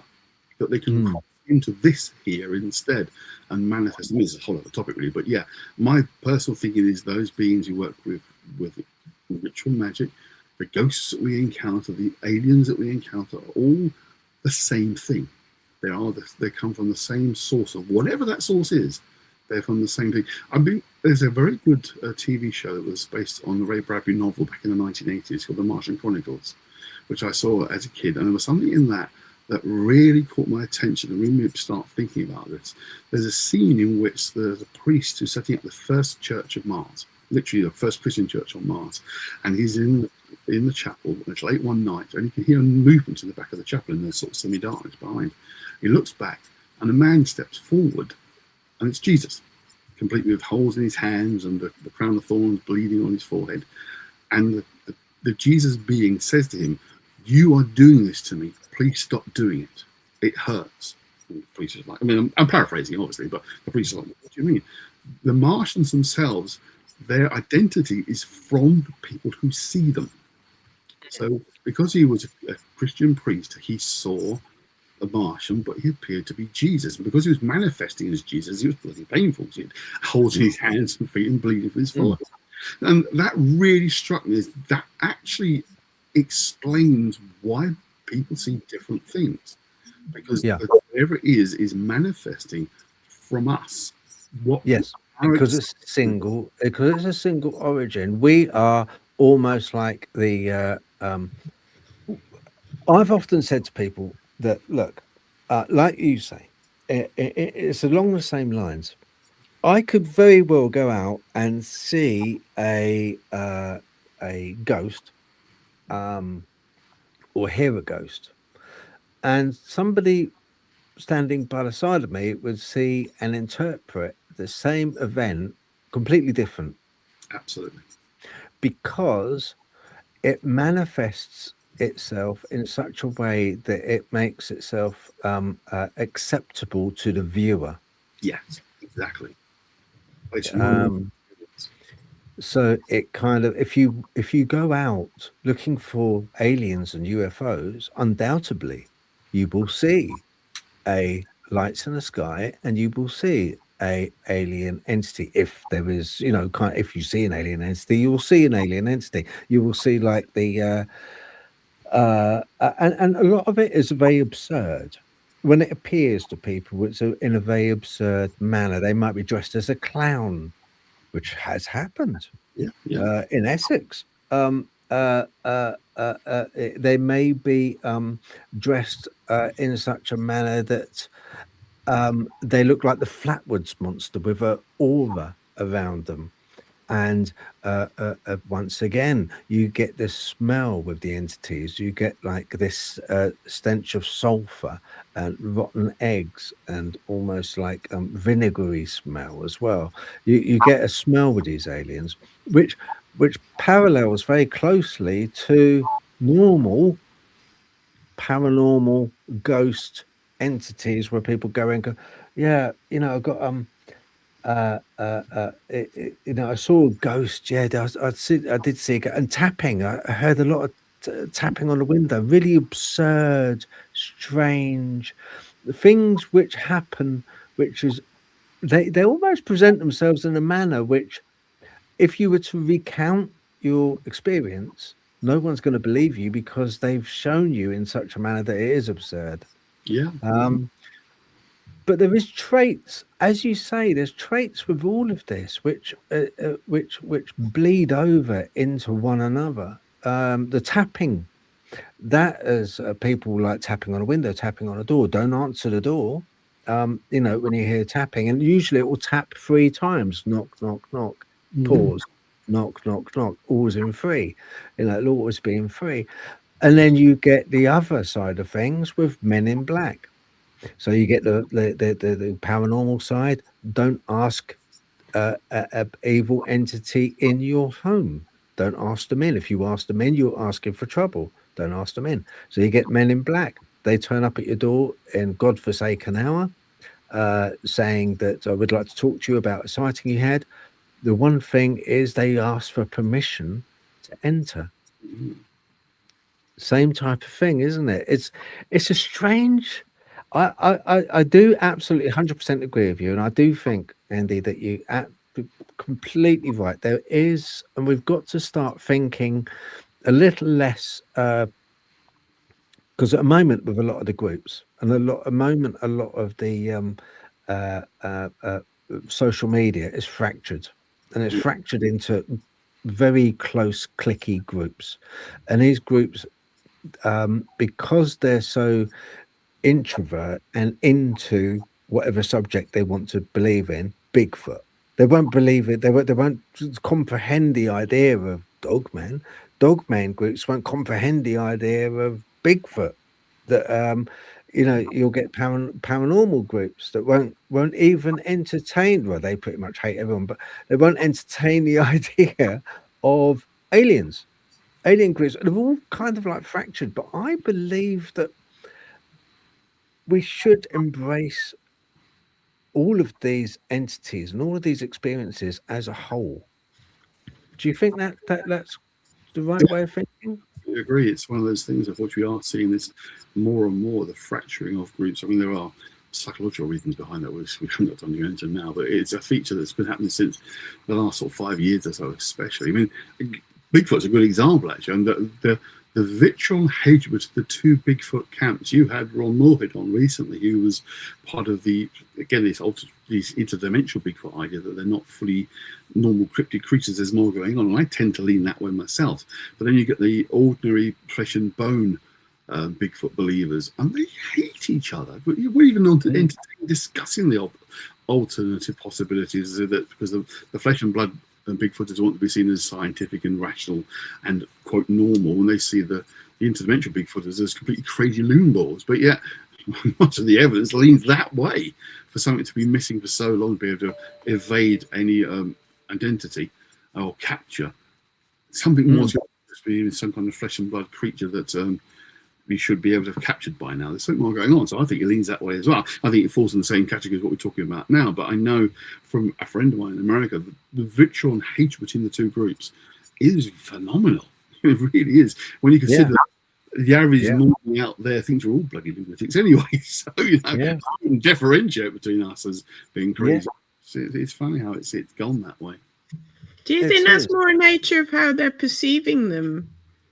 Because it's like some people are more tuned into the paranormal than the physical, and some are more tuned into the physical than paranormal. It's quite possible, like you say, they're seeing the same thing, but the people that aren't tuned in, like paranormally, aren't seeing the paranormal aspects of the creatures, rather than, you know, sort of like, and that's where the problem's coming from. So that's why they can't entertain the other theory, because, like you say, if you're expecting to perceive, not expecting, I don't even know if it's expecting to perceive something, but if you're only able to perceive something on a certain set of levels, if I turned around and said, well, actually, there's a great glowing aura around it and you can't see it, you're just going to be like, what the hell? Whereas like you're seeing the aura, but you can't see the physical thing because you're seeing the aura around it going, it can't possibly be completely physical because I'm also seeing metaphysical.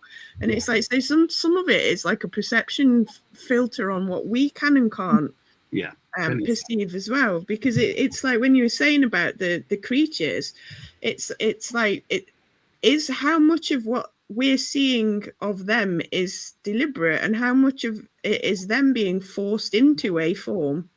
And like you say, is it painful for them? Which is why the demonic tends to have like more negative effects, because it's in pain, because of the way we're making it manifest in this world, possibly as well.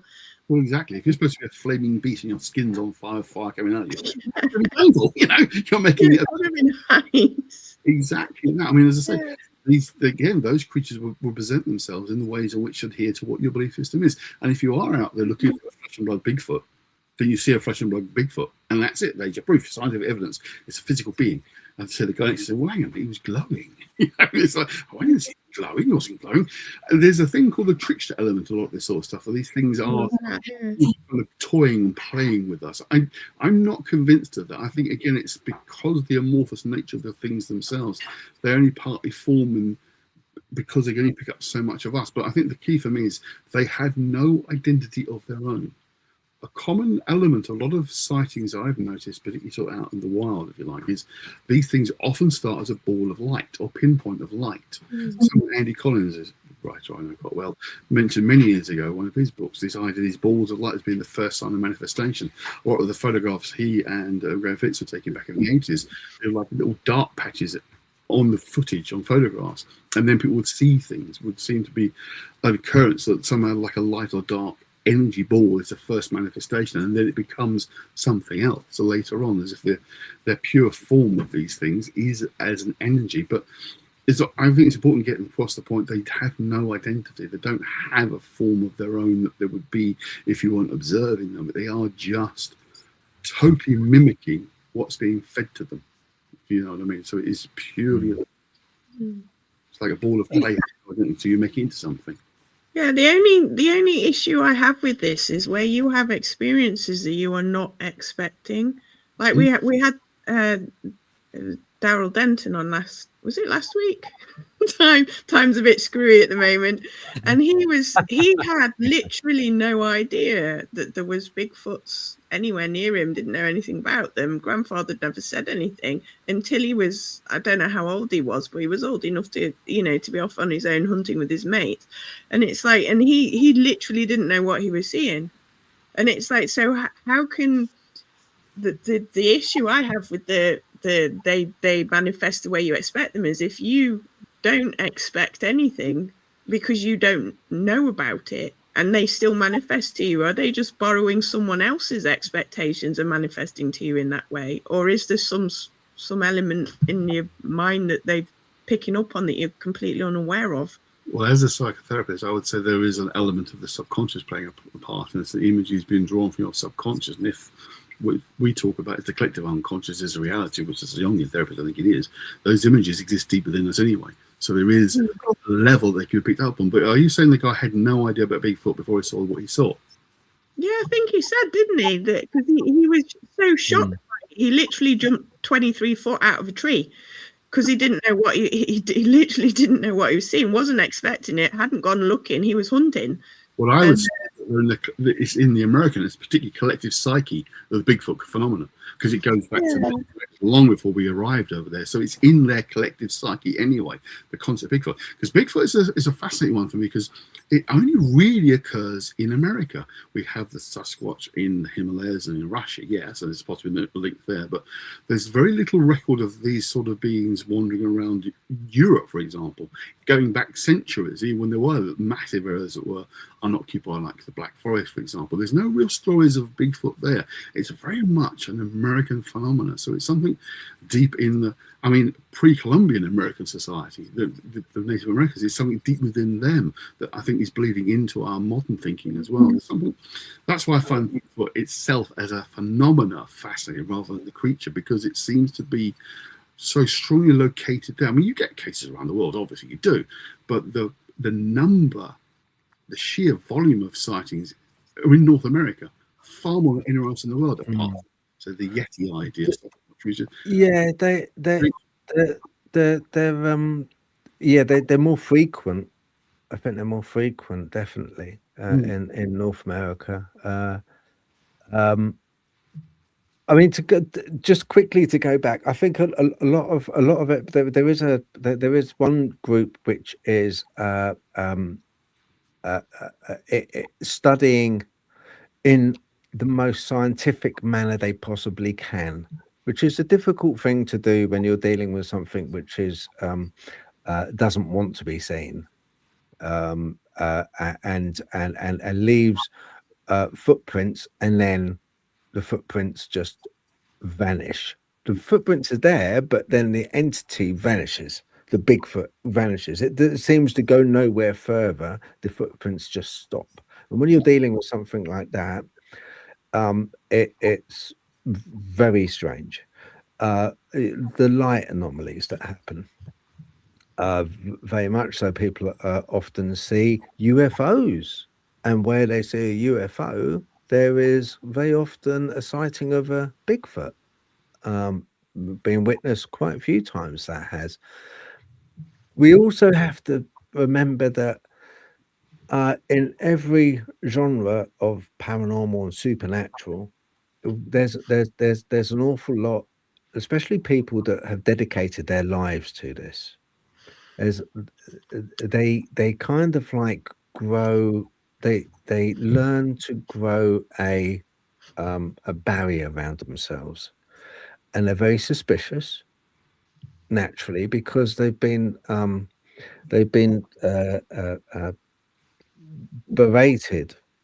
They've been chastised, even, so to some part, over what they believe. So you get a lot of the scientific based researchers of Bigfoot who do take casts of prints, who do try and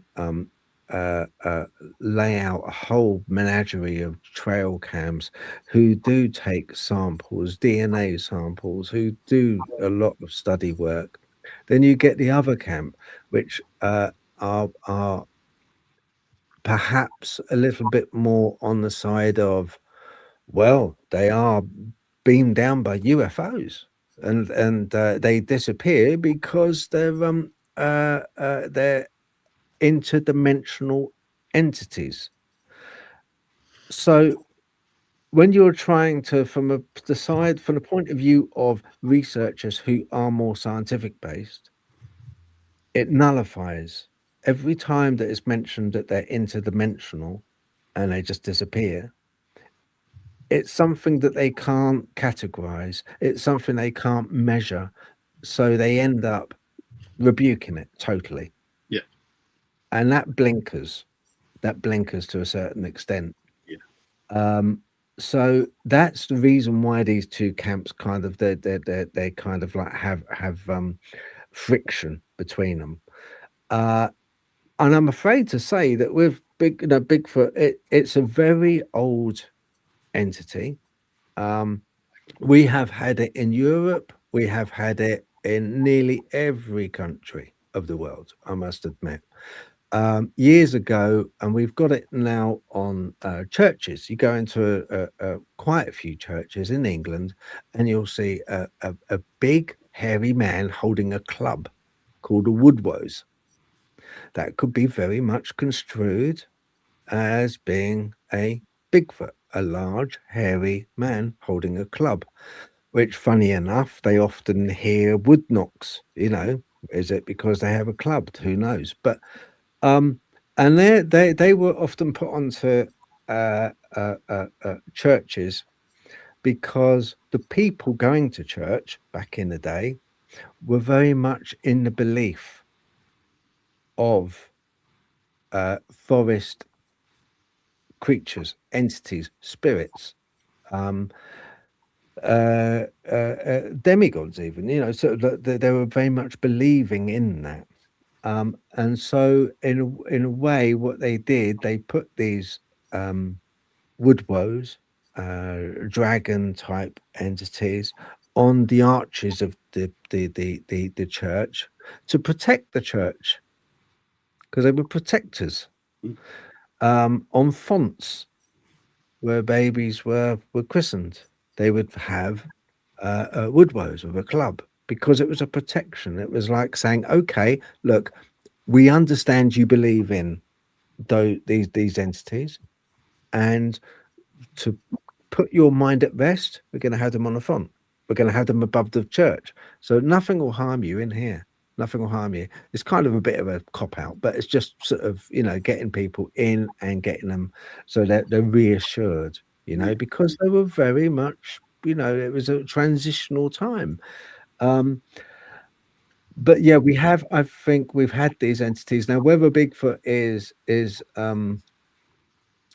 I think the term Bigfoot, and I think the Bigfoot that we know and love, I think it's quite a modern thing, and I think it was made famous. Obviously, I don't want to touch too much on it at the moment, but the Patterson Gimlin film was the one which made it very famous. That's what kind of made it a household name. But it was around prior to that, and it was in many countries, this entity, hairy man, woodwose, and it was part of culture years ago, written about in some parchments, some leaflets, pamphlets of old, very much depicted on wood carvings and stuff like that. So yeah, we have had that, in and around us. We don't often get Bigfoot so much in this country. A lot of people say we can't because what is it going to feed on? It's too big a creature. We are an island, relatively small. We don't have the forest. I think the whole of England, there's only about 5% forest or 4% forests, which it isn't a lot. And yet people do see them still. So I think it's partly because, if you want my honest opinion, I think it's in the same realm, these Bigfoot entities, in the same realm as what as Andy was mentioning earlier. I think they are a energetic energy that presents itself from the same well, the same pool of energy which we're tapping into. And maybe it's a case that someone will see a Bigfoot and yet I will see a Dogman, because that's what I'm looking for. That makes sense. Could be. Anyway, I'll stop ranting. What do you reckon, Natalie? What do you think to Bigfoot being a actual thing in this country? Well, I've seen things in the woods around here, but I don't know if I'd call it a Bigfoot or not. But a lot of the manifestations of it are similar. But the thing I saw didn't look like a Bigfoot. But it sort of did at the same time. So Spill the I mean, beans. What did it look I like? just What call did him it look like? Stickman. I call him Stickman. I don't know what it is. But the other thing that I seen in the woods also wasn't that tall. So it's quite possible the UK ones are smaller anyway. Because there's smaller woods, small, you know. But I don't know. I'm still on the fence about it as an actual Bigfoot. We have a much stronger tradition, of course, of the fairy folk, the fae, which would be smaller beings, be woodland spirits and sprites. That's much more what our history has recorded. One of the first books I wrote was called The Wicked Shall Decay, which you use for the title of the talk, of course, which was a collection of genuine spells and incantations that I got from my quite large collection of books from the Folklore Society, mainly from the Victorian times up to the 1930s, when sort of folklore interest exploded. People had sort of middle class had time to pursue interest, and folklore gathering of stories and tales was very popular.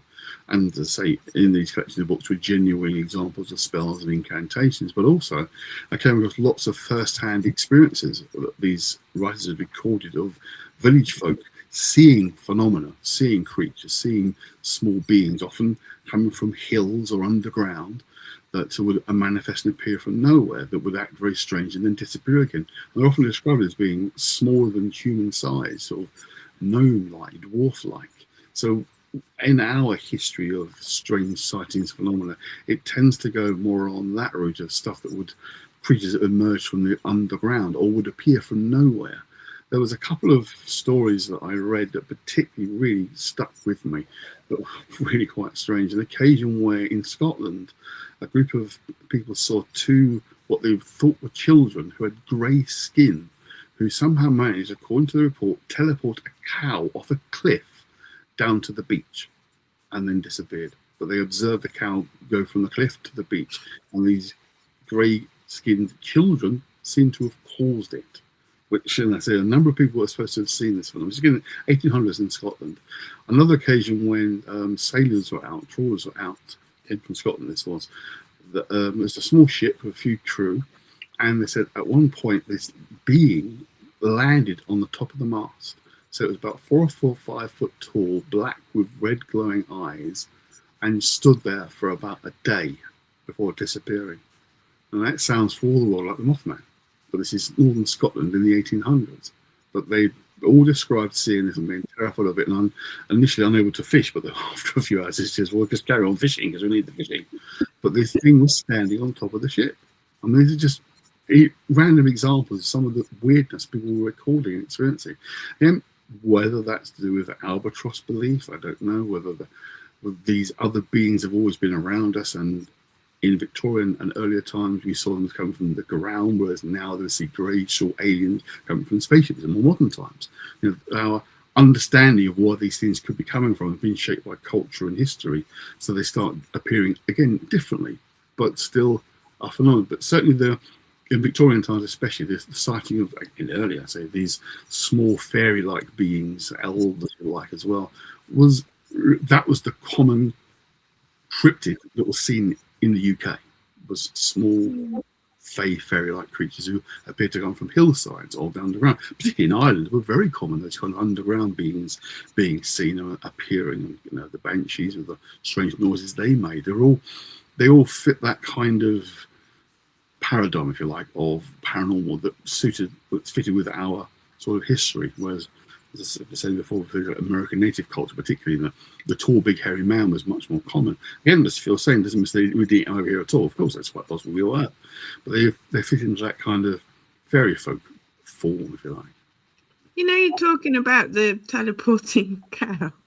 I know it's going to sound weird. I was talking to Chris Meachin the other day, and he's got an interest in the cattle mutilations. Oh. And it's like when you were saying about the teleporting cow, I was thinking in a lot of folklore, the cows are affected.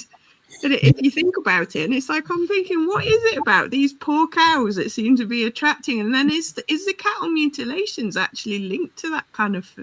Well, the cows themselves obviously were very important. They're the source of milk and food to be eaten. So you want to look after your cows. A lot of the spells I recorded in the Wicked Shall Decay, the more interesting spells, the more kind of malicious ones trying to cause harm to people or trying to stop things happening. But most of the spells are about looking after the crops, looking after the farm, and finding one's love. So there are lots of spells about production of cow milk and better cow food. So cow was important. So, they are going to be more aware of protecting their cows than anything else because it was the main source of food and milk, as I say. So it was a valuable animal. So any sort of threat to that was taken more seriously than any other animal, really. So yeah, it just seems to be that, like you say, through folklore, a lot of these creatures do seem to have malicious intent towards our cow.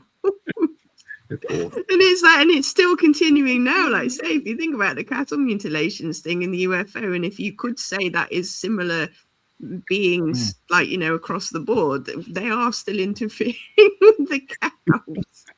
And it's like, it's just interesting that the poor cows, because you don't get it so much. Like, if you think about it, it's like you don't get you get more sort of stopping your milk from turning in the, and like you say, the cow spells, but you tend not to get so many.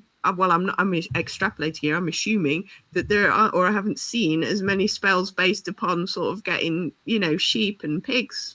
Exactly. It does seem to be focused on cows. Yeah. The protecting was the cows.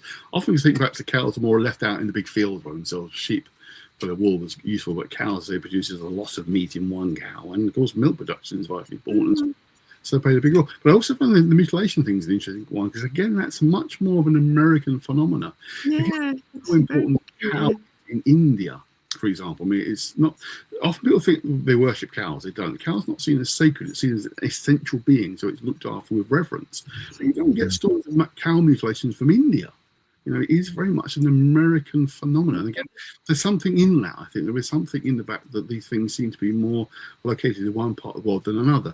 If you talk about a phenomenon that was universal, that all experience it, we all have these phenomena, but certain phenomena seem to be more focused in particular parts of the world. I mean, to say, we mentioned before, the alliance between the sort of Sasquatch and the Yeti, for example. Again, that Yeti is in a very specific part of Russia as well. You don't tend to find them wandering to the European part of Russia. They tend to be seen out in the mountains, in the sort of Siberia, and that kind of part, the further apart, the long way from civilization, Himalayas, that kind of area. It's interesting that these two closely aligned beings are in fairly specific parts of the world. Now, modern times, obviously, it may be different before. I always find those examples of phenomena that are geolocated quite fascinating. Why is it they are seen more in that part of the world than this part of the world, for example? I find that an interesting question. It doesn't necessarily have an answer.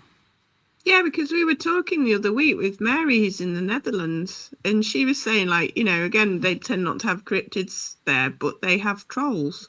Yeah. And it is quite a specific, it's a specific type of folklore that they have, and it's like, it was quite an interesting thought, because she was like, I wish we had more Bigfoots, because that'd be far more interesting. I mean, a very common phenomenon in the Balkan countries, particularly, are things like trolls and the kobolds, underground dwelling creatures. They are quite common in the Balkan part, the Balkans, the Eastern Europe, Southeast European. So again, it's more geolocated as well. But you get a lot of things like the Tommyknockers. You get predominantly in Wales, particularly the underground knockings in Wales. Again, you can argue there's lots of mines in Wales, of course, with the coal extraction, and then in Cornwall with the tin extraction. So a lot of mining areas, you get the Tommyknockers, but they're not so common up north, with a lot of northern mining sites as well. So again, these are kind of geolocated. It's fascinating. Robert Bigelow, who took over and brought in his own teams to study Skinwalker Ranch, he had very, very odd things that happened. A lot of entities were seen from the point of view of Bigfoots, Dogman entities. He even had like a UFO. His wife witnessed a UFO landing, then the alien getting out, and it was in the yard. so the front yard, and it landed. The UFO alien got out, the UFO, and if I remember rightly, what I read, it sat on a desk, pulled up a chair and sat at a desk looking at the house. I mean, absurd. And there was a lot of cattle mutilations that happened on that. There was a lot of like Andy said, there was a lot of light anomalies before these things appeared. Robert Bigelow, in an interview by not Jeremy Corbell, the other one that was with him. Keep forgetting the old guy's name. He's a really nice guy. It was Jeremy Corbell and George Norrie. Who? Is it George Norrie? Yes, George. Coast to Coast. Yeah. Yeah, they do a really cool podcast. And he interviewed him, and Robert Bigelow just turned around, and he's an intelligent guy. He's a multimillionaire. He's, you know, sort of, he builds planes, for goodness sake. And he said it just got too weird, and there was no rhyme or reason to it, and it was something which we knew we couldn't get to the end of it. We couldn't get any factual evidence of anything, but it did happen. But he was most worried about the hitchhiker effect, taking things home with him. That's what he was worried about. Do you think that with your experiences, you have ever had a hitchhiker effect with you, Andy? No. Absolutely never. No. I find it interesting that the people feel they do that. If something is based at a location, why would it leave? You know, that's where it exists. That's where its being is. Why would it follow someone else home? Now, whether there's something else manifesting that may appear to have the same response as whatever they've experienced before, that is possible. But when you imagine the kind of stuff I do with occult ritual work, you know what?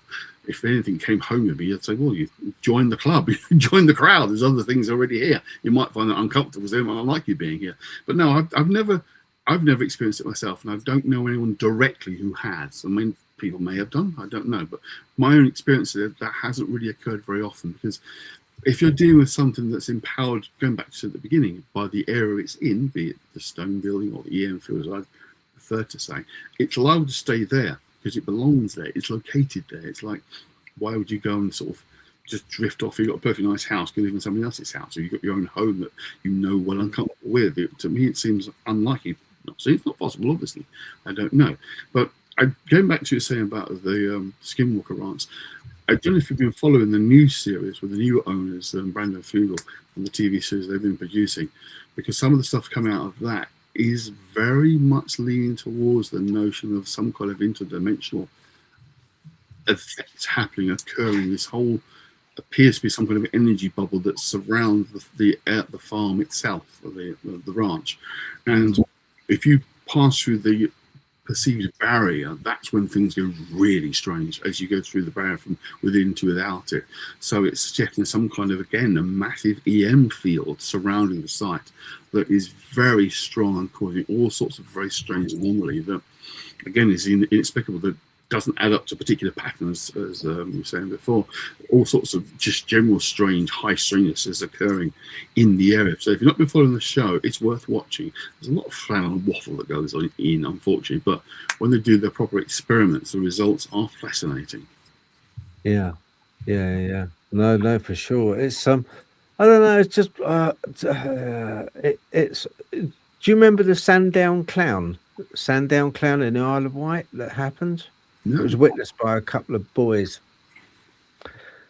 And the Sandown Clown in the Isle of Wight, their boys were just playing, and there was a bit marshland where they were, and this clown appeared. It looked like a clown. It had like two antennas sticking up, and it had very bright clothing on. All different colour. The trousers were bright, let's say a pink. The top was a bright yellow. His eyes were very strange. and it then beckoned the boys over to a little cabin. And when they went in the cabin, if I remember rightly, it started to it wanted to make them either like its little lunch with biscuits. Oh, intriguing. Very, very odd thing. Look it up. Sandown Clown. Yeah. Absurd. But these boys, they afterwards, the boys they went to tell the parents. The police were then called. They went looking for this thing because they thought it was some pervert bloke. And evidently the boys said he got into a UFO and disappeared. Good Lord. There were cases out there before about sort of UFO sightings with what seemed like perfectly ordinary human type people coming out and offering food and sort of sitting down and chatting with people before getting back in the craft and disappearing. Have you ever seen the Missing 411 series of movies by Politis? The most recent one talks about a couple of examples a bit like that, where these people just get off them food and they go off. And John Keel particularly talked about some UFO encounters that were of that kind of nature. That was very ordinary people coming out of these extraordinary craft and acting very normally, offering food and having a chat, and then just going off into this craft that then just vanishes. So it is pretty odd, I think these things don't act in what we might consider as a conventional, rational way. And I often say the thing with rational thinking is it's fairly modern. It's kind of invented in the Age of Enlightenment in the 1600s. The rational became the predominant way of doing things, where emotions and care and those kind of non-rational things pushed to the side and seen as being less relevant. It was important because of the advances of science, when things like astronomy and astrology got separated off. Astrology became the province of planets. So the Enlightenment did a lot of good in that respect of advancing science, but we threw out such important other ways of being and thinking and seeing things that matter to us, which is why things like religion still have a hold, because we're looking, or even spirituality, we're looking for that non-kind of concrete, dull, day-to-day mundane world of science, of matter, of normalness. We want something more than that, and it's something that's in us, this kind of need to have a connection, because it's real. There is stuff out there that we are almost ignoring now as treating as if it's just the realms of the crazy, whereas not that long ago it was seen part and parcel of daily life, ordinary life. It wouldn't sort of blink an eye at being concerned by it. It's part of who we were as people until say 1600s. We all got thrown to one side. I think you're right. I don't think we construe these entities a lot of times as being evil and being bad, especially the alien stuff. Now, I don't particularly think that they're aliens from another universe at all. I do think it's part and parcel of what we're dealing with, what we previously spoke of. I think it's just like a well of energy that we dip into, and it manifests depending on the witness. But I think that the energy that we're dealing with isn't inherently evil. Absolutely. I just think it's completely devoid of empathy. It's completely devoid of it's so, pardon the pun, alien. It's devoid of any, for some reason, it's devoid of any comprehension of emotion or the human psyche at all. You take, for instance, people that have witnessed where they've been abducted, and they're lying on a table and they're being prodded and poked. Very often, the alien will look at them and say, "Why are you screaming?" Well, actually, because I'm on a table, it looks like an operating theatre, and you're prodding me, or you're putting stuff under my skin, or you're trying to extract my semen, or you're trying to sort of mess about with my ovaries, and it's not nice. That's why I'm screaming my head up. And they just cannot comprehend that emotion of fear within us. They just don't have any reasoning, Andy. They don't seem to have any reasoning at all of where this energy comes from. it's fascinated with us. I'm not sure who's more fascinated, whether we are or whether it is with us. Well, reasoning, of course, it's our reasoning. They don't have our reasoning so far. They don't have reasoning.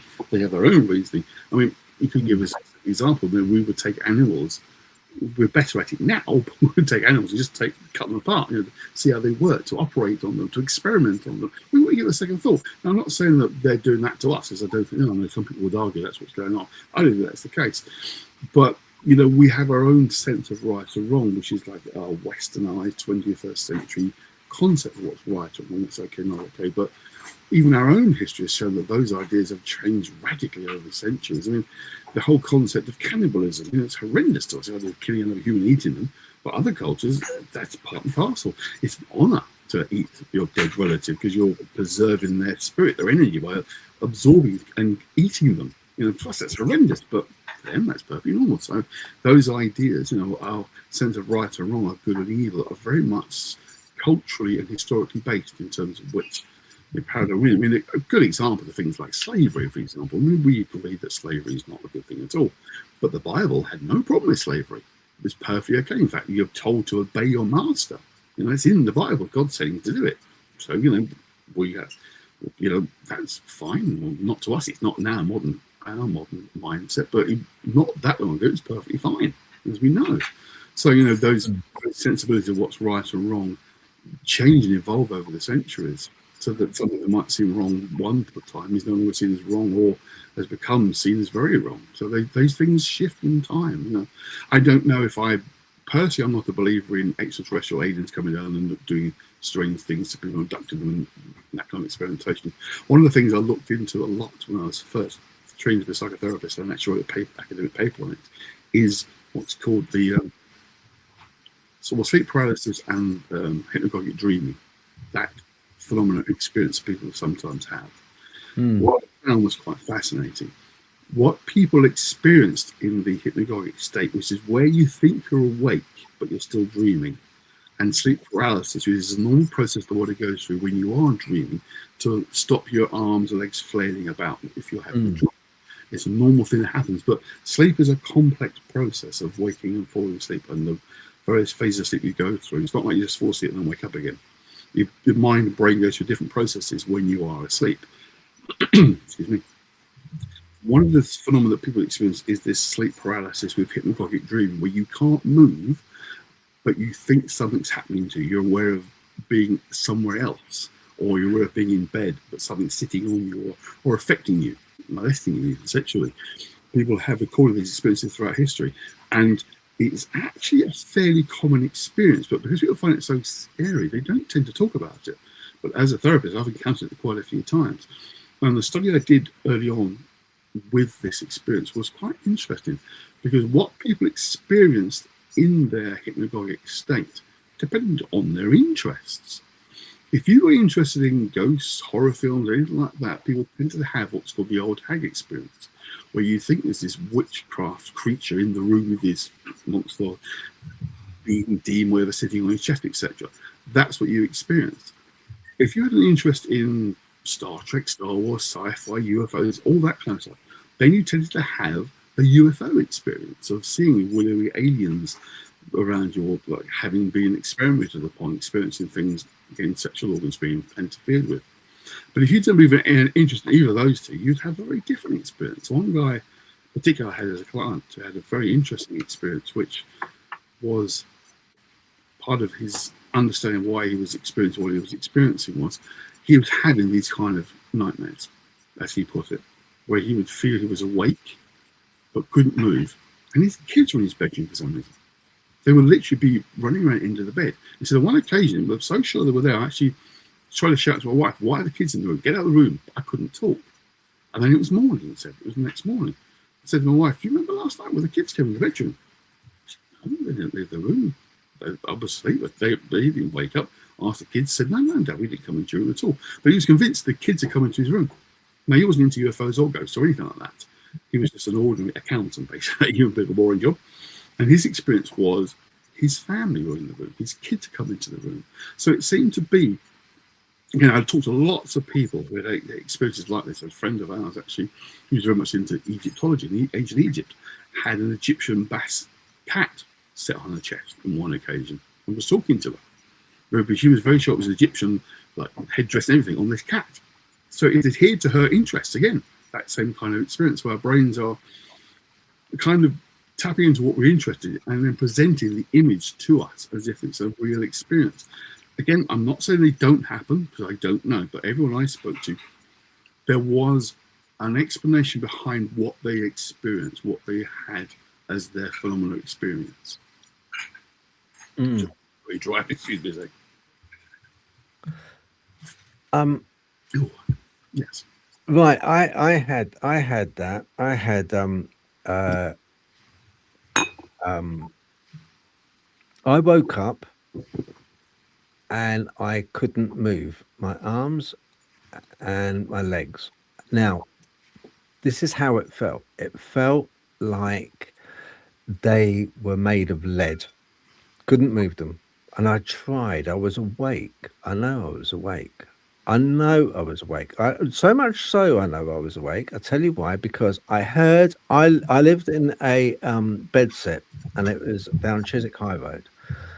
And it was in a townhouse, and I was on the top front bed set. And below me was the Chiswick High Road street. And I could hear a kerfuffle. When I woke up, I could hear a kerfuffle in the ground, but on the pavement below. There was something going on, a fight or something going on. And I heard that, didn't know what was going on. And because I couldn't move, I could move my eyes and my head slightly, and that was it. And I was in bed. In the corner by the windows, but one single window, which was a sash window, or fastened sash window, was a curl. And it was dark. The room was dark, but this dark mass of smoke was blacker than the dark. It then took form, and the form it took was, imagine a Pied Piper. And it was a bit like Plato's cave. It walked, it became upright. It was very tall. I was on the bed, but its head was up by the ceiling. It was stooped over, but this is the strange part of it. Every section of its arms, of its head, were triangles. So it was made up in a shape of triangles, everything, its legs. Now, when it walked, you remember Monty Python or John Cleese and A Funny Walk? When he had those extraordinarily long legs, and he'd like kind of kick one out completely, move forward, it would go down, kick one out completely at 90 degrees, and then go down. It walked along the wall in 2D. It was a shadow against the wall, just like that. And it had a skirt, like a medieval frill. There's a special name for it. I can't remember at the moment, but the men used to wear like a frill of a skirt. And I could make that out. Then it stopped at the end of the bed. Now, I was facing the wall. So if you can imagine, my bed was like here. The window was here. And the door was over here to the bed. So it's just single room.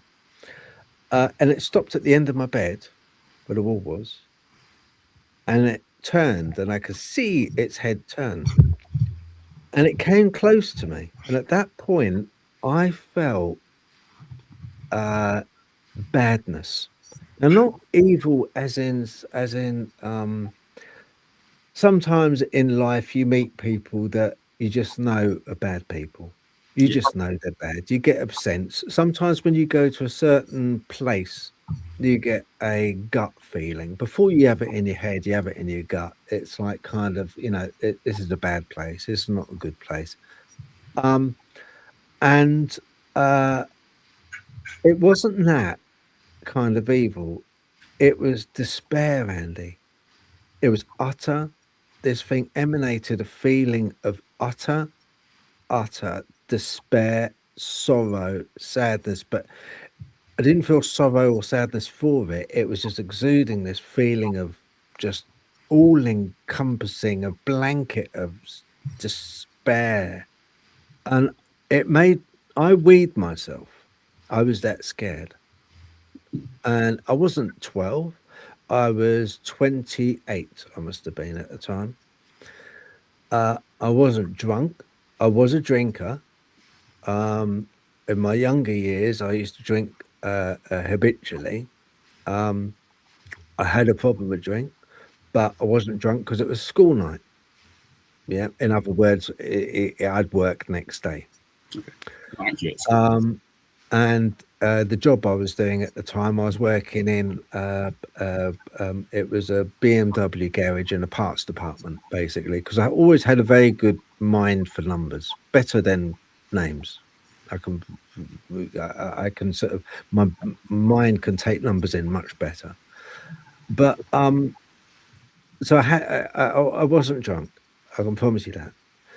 But this thing then growled something, and it said something in a growl, and then it went way to the wall, and it carried on. I then just can't remember a thing after that. I can't remember a thing. But what I do remember is when I woke up in the morning, this house was shared by pretty much everyone. All right. You had all kinds of religious denominations, literally. All right. It's London. And so much so when I come home from work, going up the staircase in the townhouse, 3 flights, there would be Muslims on the staircase at certain times, especially when I was coming home from work, praying. And I'd have to sort of step around them, you know, to get into my room. It had padlocks on the outside of people's rooms because it was such a transient place. People would shift on, so the people that own the house would come up and they'd put a padlock on the door for the before the next person came. It was that kind of place, yeah. And so I was very careful with a few shackles I did have to my name. Very careful to keep the door locked because I never knew who was, you know, there. Woke up in the morning and the door was open. And I thought, oh, that's strange. Now get this is the funniest part. People probably heard this before, that know me. They've probably heard this one before. Next door to me, next room along, on the same level, was this guy who I knew quite well. Nice guy. It's only because he's a neighbour. You know, he had the next room, and we sort of, you know, used to get chatting. He was a funny guy because him and his girlfriend would constantly play this game. They would have a really good night together, quite loud, if you know what I mean. And then they would split up. They'd have a massive row, and then they would get back together, and they'd have a right good wing ding again, you know, until the next occasion. It got into a routine. I knew roughly when it was going to kick off, and I thought, oh, well, she's come round again. Here we go. It's going to be a late night, you know.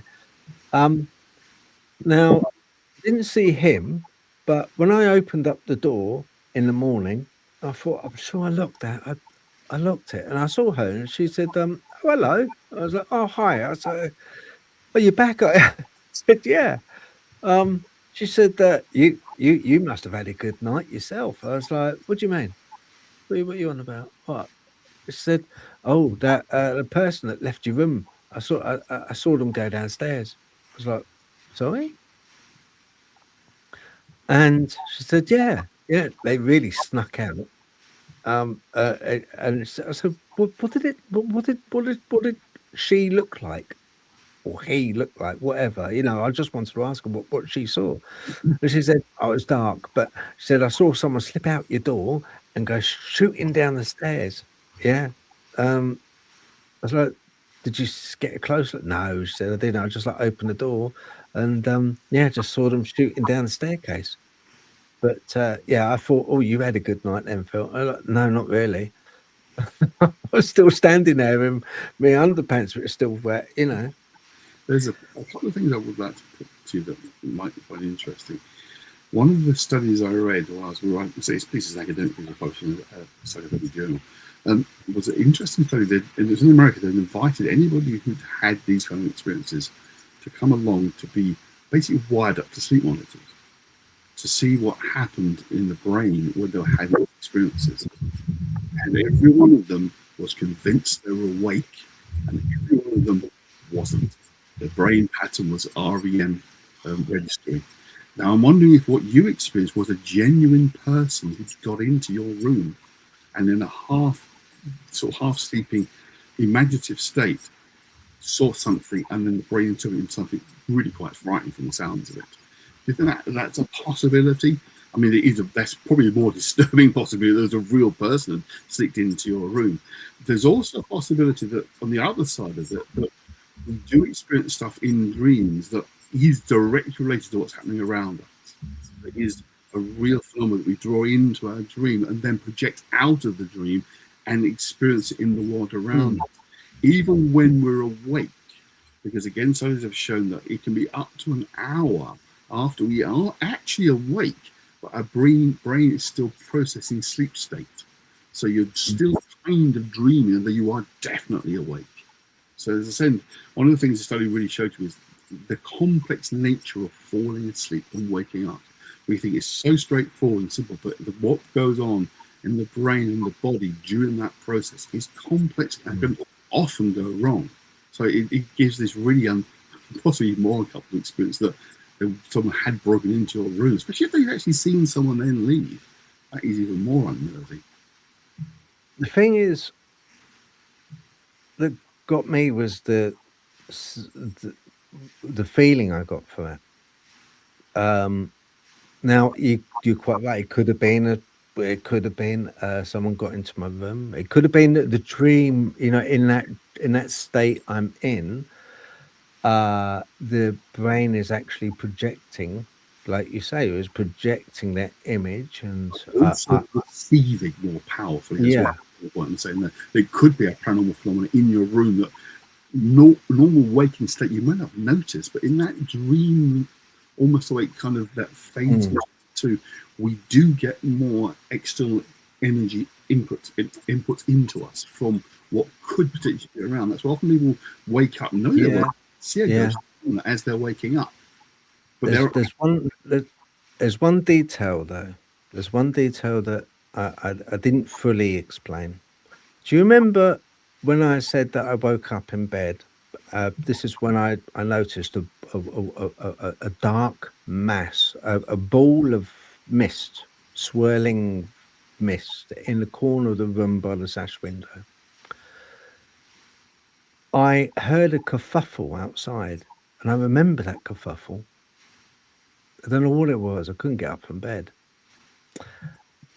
When I eventually got showered, changed, and I went downstairs, remember I'd work, so I had to be at work for 8:30 in the parts department, in the BMW garage it was. By Chiswick Roundabout, it's not there anymore, it's something else, but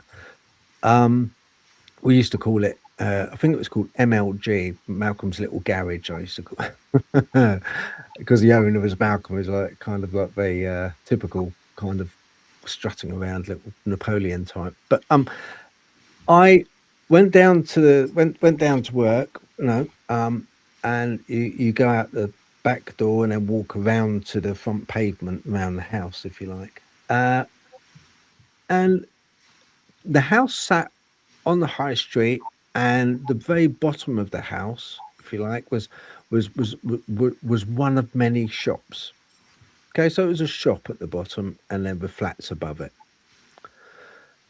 And there was a guy there with a plywood panel taking it down. And I said to the shop owner, who owned the house, funny enough, Indian guy, I said, "Oh, what happened?" He said, "Oh, last night," he said, these yobbos, he said, "flipping yobbos," he said, they come past, he said, and they caused trouble. He said, "They caused trouble and broke my window." I said, "Really?" That's the one thing that I can't quite get. I heard that kerfuffle. Now, I didn't have anyone else in that room with me to share this event with. Yeah. So once again, it is subjective. It's something which I experienced. Well, and many a time that's the problem, isn't it? Yeah, but that's it. It's not just subjective. With the door being open afterwards, that is an objective experience as part of it. So Yeah. Yeah. That's an interesting one. That certainly Yeah. those boundaries, but it could be either way. But again, the possibility is you heard the noises and the brain until there's a threshold danger, then there's a danger.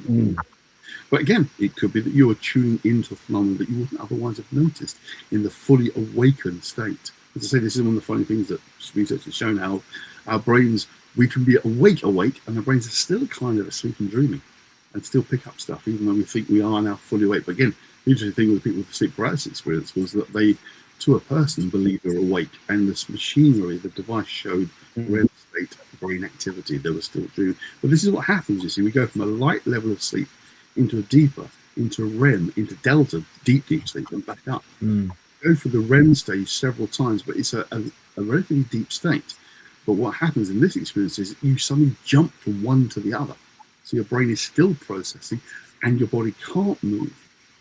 And often it's described as feeling heavy because your body is not able to move because the muscles aren't working. It's shut down on purpose.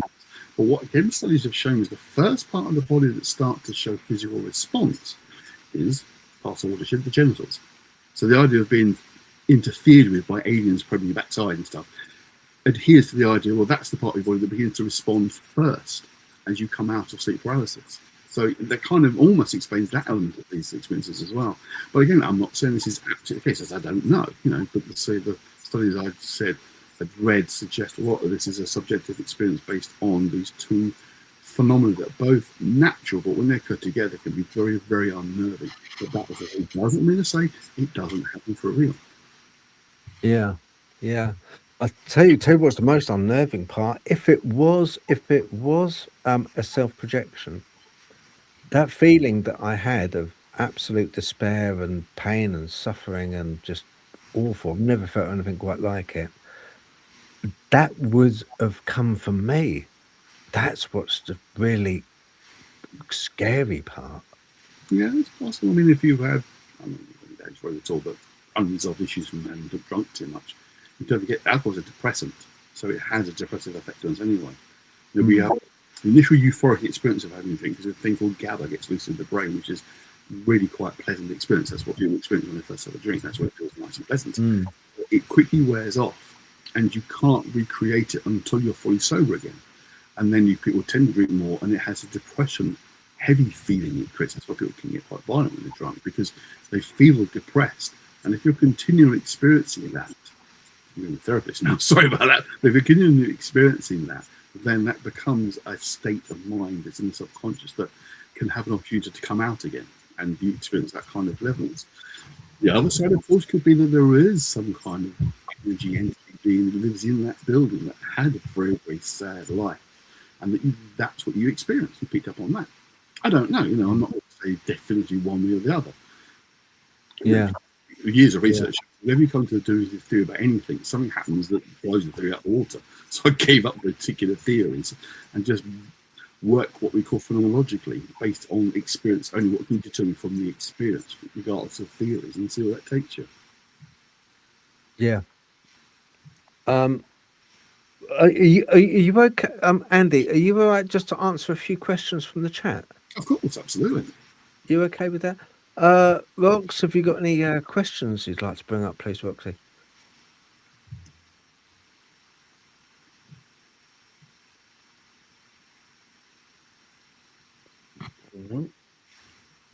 Let's have a look. Oh, a minute. Okay, right. All right then. Evidently, do you know what? There's the chat is busy, but we haven't got any questions for you, I'm sorry to say. Has anyone got any questions? I'm sure I saw some questions on the chat.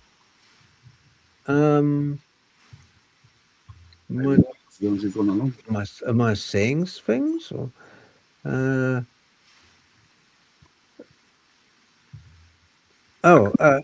what do Andy think MIBs are? That's an interesting question, because you can ask which version. Are we talking secret government agents who come to ask questions because of a government agenda hiding things? Maybe I'm not so sure of that. But really weird beings that come along and appear from nowhere to ask questions and act strangely. I've actually got a couple of friends who've had that experience in the past, where they have encountered these beings that just don't seem to behave normally. I'll try and remember the story as accurate as I can. It was a friend of mine back in the 1990s visited a building site which they shouldn't have been on. It was a very old house that was being renovated. There were loads around the grounds. And they said this car turned up, and it was a very old-fashioned American Cadillac. And these two guys got out who were dressed in very old-fashioned black suits, white shirts and ties, and stood either side of the vehicle and just watched them. Didn't approach them, didn't say anything, didn't do anything, but just stood and watched them in the building site. And so my friend and his friend were so spooked they went out the other way, away from them. They said they just watched us. And said what we really noticed was how old the car was. Now, this was the early 1990s. It wasn't like a very well-known phenomenon at that point. And yet that's exactly what they described. Men in black suits in this very old-fashioned car seeming to be just pull up from nowhere and watch them in this old derelict house, which was being torn down in a place that was very old. And so it was just really, really weird. No idea what they were doing there. Another friend who had a similar kind of experience of a black car that seemed to follow them around for quite a while. They'd been involved in a UFO experience. I'm not going to tell the full story because I don't remember the full story, but they'd been in a UFO experience in psyche. Again, this was actually in Essex in Southend, again back in the 90s. And they said this car seemed to keep popping up, following them. Again, the big black car, which she said you could see was a guy in a suit or black clothes was driving. She seemed like the reflection behind. And she said for about a week, it was popping up all over the place. I don't know who it was, I don't know what they were doing, what they were following or what, but I just kept seeing the same big black car with this one person driving it after having reported this UFO sighting to the local South India. So yeah, short answer is I have no idea what they are, but I do think they exist. It is a phenomenon people are definitely experiencing. And I don't think it's like government agents trying to sort of spy you because you've seen a UFO. I think there's something else that's going on there. Again, engineer John Keel talks a lot about these Men in Black experience of these not quite humans that seem to follow people and question them about the UFO experiences, and these seem to fit in with that kind of phenomenon. Yeah, do you know the phantom car thing is like quite a strange one. That's more seen more often, especially a lot of things happen in the 1970s in Russia and Czechoslovakia. This happened where phantom, I think it was Lada, was seen. This black Lada just like kind of would follow people, and then just disappear, and the car can never be tracked, and it had strange number plates as well. You know. I forget now what number plate said. It will come to me. It'll probably come to me at 2 o'clock in the morning. I'll wake up going, yes. But No. Yeah, I'll have to message you then, Andy. But that is the weird thing. Why on earth they have these old cars that seem to be a common thing with these experiences, these older vehicles? Why not be like a nice modern car? But it always is an older vehicle. I find that pretty fascinating. It's odd. It's absolutely, sort of, in the 70s a lot of odd stuff used to happen, didn't it? It was an era of very strange era. Yella Tadad has said, what's all of your take on the Fermi paradox? What's your take on it, Natalie? Is that the alien? Yeah. If there are aliens, why isn't there any evidence? Where is everyone? Yeah, that's it. Yeah, where is everyone? I don't know. I tend to think that we're not living in a linear reality, and I think that's a mistake everybody makes when they're looking at this phenomenon. I think there's layers of timelines and dimensions, and the backline of consciousness that creates everything, and it's all very interwoven. So I think when you say, it's a bit like with the Bigfoot stuff, isn't it? It's like, oh, well, it's 3D. Why can't we find it? It's like, because we're not living in an actual 3D world the way we think we are. I think that's something to do with it. And also, it's like the whole, are we looking in the right places? Yeah. Well, because you might well be. It's like with the paranormal phenomenon. Everyone expects to see the full-bodied apparition, but when you actually get into it, it's a lot more subtle than that, or you never see the full apparition, so everyone discounts it. And it's like, but that might be how it manifests, and we just discount it because it's not what we want to see. It's like, so, you know, I'm like I say, I'm still sort of like mulling it over, but I personally think that all of these things intermesh, and like you say, they intersect and then come apart again, which is why I think some of the phenomena is only brief.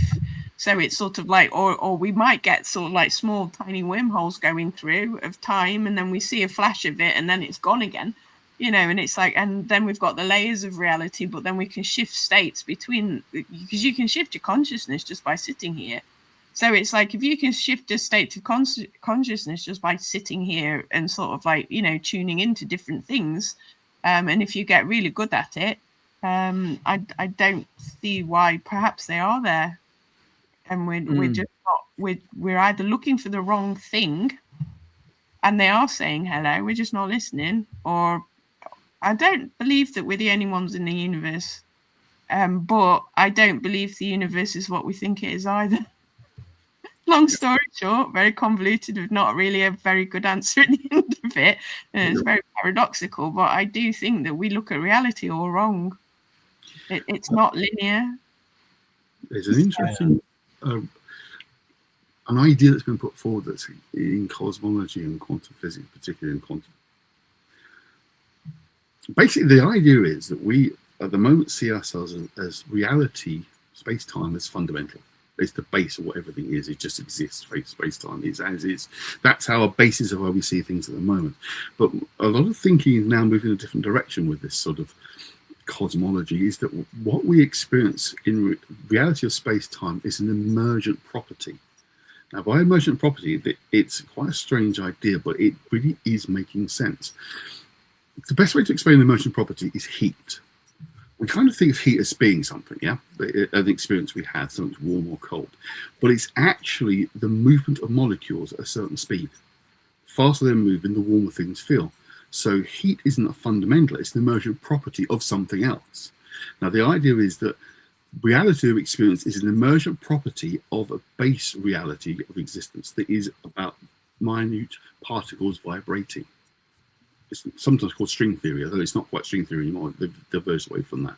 But that is all reality is, that it is this vibrational thing, for want of a better word, that is fundamental. But it doesn't exist. There's no time and there's no space. It's continual, ever present. Our sense of time and space come from a linear brain and operating and the way the universe appears to physically work around us.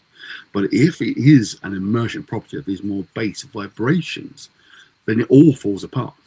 All our understanding of how things are supposed to work starts to disintegrate because it's not a fundamental state. It's an emergent property. So basically, it ties in what you're saying there. Now, if this is, I'm explaining it really bad because it's very complex stuff. It's taken me a while to get a brain running, so we're reading about this a lot because it's so fascinating, because it opens up all sorts of possibilities. One of the indicators that this is our real reality is what's called quantum entanglement. Have you come across that before? Well, quantum entanglement is incredibly strange. In fact, Einstein didn't even want to believe it was real. He tried to dismiss it, calling it spooky action at a distance. Basically, what it is, if you take two molecules and they're together and you affect them in a certain way, call them spin clockwise, for example, and they spin clockwise side by side together. If you then separate them out as far as you like to the other side of the universe, in theory, but certainly any distance you can imagine, and leave them, if you spin one, the other one responds in the same way. So somehow they're communicating with each other over a distance that is so too big for it to work simultaneously. It's effectively going faster than the speed of light, which, get that if you want to, but it's impossible. In our ordinary sense of the universe, it's impossible. So something is going on, because quantum entanglement is absolutely real. There's no doubt about it. So one of the possible reasons why it happens is because of this actual fundamental level has no space-time in it. No time, no space, no distance, nothing. So, of course, they're still together at that level because everything's together in one massive plane of existence, if you like. So it would explain things like quantum entanglement. It also explains why we have this problem with what's called the grand unification theory, which is Newtonian physics, physics of big things, and quantum physics, the physics of small things, fundamentally don't go together. They contradict each other. But if everything is at this emergent level, then of course it works, because it just depends on what level you're looking at. It doesn't have to be tied to a particular state. It's just the emergent property of reality. And it opens up all sorts of possibilities, including things like how psychic phenomena work, how ghosts work, because it's not happening in ordinary space-time, because nothing really is. It's just illusionary, as you were just saying, Natalie. And I say modern cosmology and quantum physics and quantum mechanics, you try and say the word there, can't say it, is pointing more and more in that direction. So it's absolutely fascinating. This could be the reality in which we really are living, that we can mold and shape reality around us, because it's not fundamental. It's like, whoa. And when I first read this, what the hell, I don't make sense of this. And I kept to reread and trying to understand it. The more I read it, the more I thought, bloody hell, this really is quite something. If this is true, this is really going to change our understanding of reality. Because at the moment, traveling faster than the speed of light is impossible. You can't do it. There's no mechanism in theory that make it even possible. It always requires some kind of exotic property, exotic matter, exotic energy, which is dark energy possibly exists. Dark matter we don't know about. Again, how on earth you could manipulate any of that in real time is the problem. I don't really go boy with the whole physics of it, but faster than light travel, as you see everything like Star Trek, Star Wars, is impossible, because that subspace reality that you go into in faster than light doesn't exist. There's no evidence of it whatsoever. But if it is an emergent property, then the idea of being able to warp space-time itself becomes possible completely without subspace, because it doesn't exist in the first place. You see what I'm saying? This idea that this space and time as we experience it doesn't exist. It's just how our brains experience this stuff. And I think it's absolutely fascinating. It's mind-blowing. Yeah, it's once you start thinking about these things, it can make you a little bit mad if you're not careful. Yeah, absolutely. You'd be start realizing how much of what you take for granted as being absolutely real is actually illusion. Yeah, isn't it's like, oh my God, what is real? That comes a question. It's not something you can answer straightforward and say what is actually fundamentally real or not. Because as I say, if this emergent property idea is true and it's looking more like that is what we're experiencing, then it does alter dramatically how we understand. In one sense, it doesn't, because our universe still works the same way it's always worked. It's just not working where we thought it did. And the laws we thought were absolute suddenly become less absolute. No, it's interesting. My view, Fermi paradox, basically Arthur C. Clarke summed it up very nicely. Two possibilities, either, and I'm paraphrasing here, either we are entirely alone in the universe, or we're not entirely alone in the universe, but both are equally as scary. Yes, absolutely. I always find it intriguing is people often do bring those two ideas together and conflate them. Is the life in the universe, has it come to Earth? There's different questions, but they're often put together as if they're the same question. I think, yeah, there's life in the universe, definitely. Whether it has the capacity to travel to us, of course, is the other problem. And I don't think what we experience as UFOs is from other planets. I think it's other realities of our own around us, as we've been saying all along. That's how I see these things. I don't believe nuts and bolts aircraft, spaceships coming from other planets, landing, going, hello. No, I think I don't. No, I definitely don't. I don't particularly believe that it comes from another planet. I don't think they do. Particularly emergent universe theory, yeah, I've dug into that.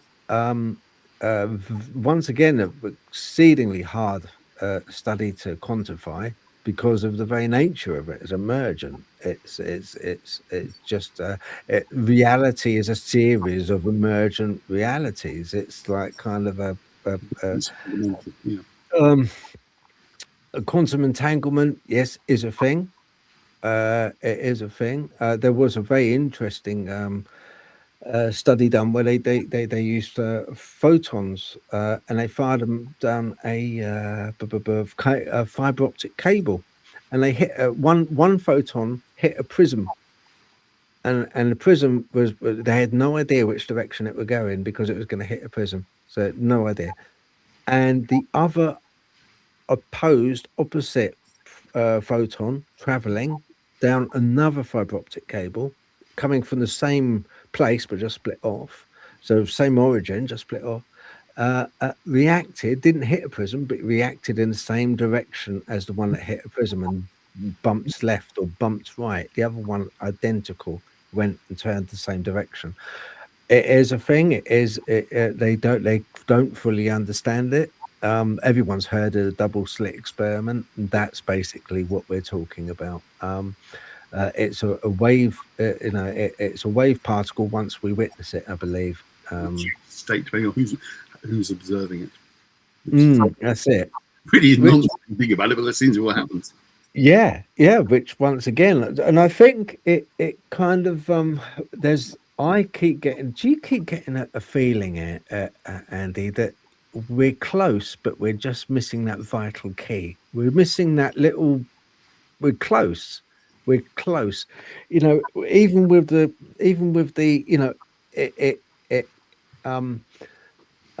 It appears. It manifests if witnessed. Yeah. It's a wave. It's a waveform, and if it's witnessed. Otherwise, it's a straight light. Yeah, it's part and parcel. It's there. It's almost it's incredibly frustrating because I'm sure we're really close to sort of finding out what this thing is. This bloody thing is, But it'll take a better mind than mine to finally figure it out, I think. But yeah. Does Andy think Bigfoot being so remote in Russia has anything to do with the fact that the Russians have taken Bigfoot more seriously and look for them, hence driving them deep? Oh, I see. I'll be honest, answer, I wouldn't know. To be perfectly honest with you, I know the Russians had a much bigger program of examining phenomena in the Soviet Union era of examining paranormal phenomena than we ever realized. I mean, a lot of their files became, for that short period of time when Russia was our friend and was okay under Yeltsin, they were given access to these kind of files. And the amount of files the Russians have been keeping on all sorts of paranormal phenomena was enormous, a huge collection of them, which, of course, was then cut off as soon as things changed and Putin became in power.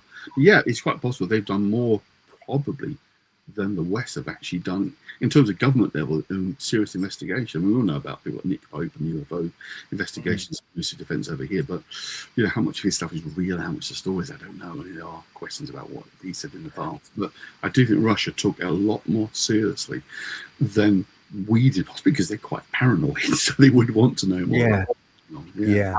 No, for sure. Yeah, no, for sure. They really did. I believe you're completely right on that. Definitely. I'm also not too sure on the frequency thing. I think it's more velocity. I think with a lot of things that we see, we can't photograph because they're blurry. When you find hunters, they shoot a Bigfoot, but the bullet doesn't seem to draw blood or seem to bother the creature at all. I think that is part of its velocity. Perhaps it's traveling at a certain frame rate, a faster frame rate, even 36 frames per second to our 35 frames per second. Yeah. And that would be enough because obviously, a bullet will travel at a finite speed, always. So perhaps the entity is traveling at a different velocity, or maybe the inertia of the planet is pulling it into our realm temporarily. Also worth remembering, of course, when it comes to vision and sight, how narrow in the spectrum we can actually see. There's a vast range. Yeah, that's another problem. I tell you what, do you find that we're very inadequate as animals? I think we're discovering the limitations. Our eyesight is crap at night. Our eyesight normally is pretty rubbish. Our hearing's pretty rubbish. we kind of like suffer an awful lot with gravity. You'd think by now we'd be used to gravity and we wouldn't suffer quite so much. But as soon as you get to, I mean, I know I look young, but I'm actually 59 this year. You know, I'm 60 this year in December 7th. I only accept presents if they're wrapped. So, you know, it's like kind of, you know, with gravity, it's you know, you'd think by now that from a physiological point of view, we wouldn't have the problems of our hips anymore or our knees going or. It would be very nice. I must admit, my knees are terrible and played rugby when I was younger. So It would. But no, it seems to be that we're kind of, you know, have a problem still. Ready, Steady, Retro. Thank you very much for the questions. What does Andy think of your moments passing in the intimate dimensional time? is there a story What does there? Andy think of? Oh, so yeah, basically interdimensional time. What do you think to that? Do you think it's Well, one of the things that we often don't realise is we don't have internal time consciousness. Passage of time is a subjective experience for all of us. We have a watch time as it goes by, but depending on what you're doing and engaged in, time will flow very differently. The classic example, you're in a cinema watching a 3-hour movie that's boring the hell out of you. It will drag on for days, but if you're really enjoying it, then it flies by. I mean, I love Lord of the Rings, and my sort of wife to see Fellowship of the Rings when it first came out, she was bored to tears, but it wasn't her thing at all. But I absolutely loved it, and it just flew by with her. She wanted to slit her wrist and get out of there.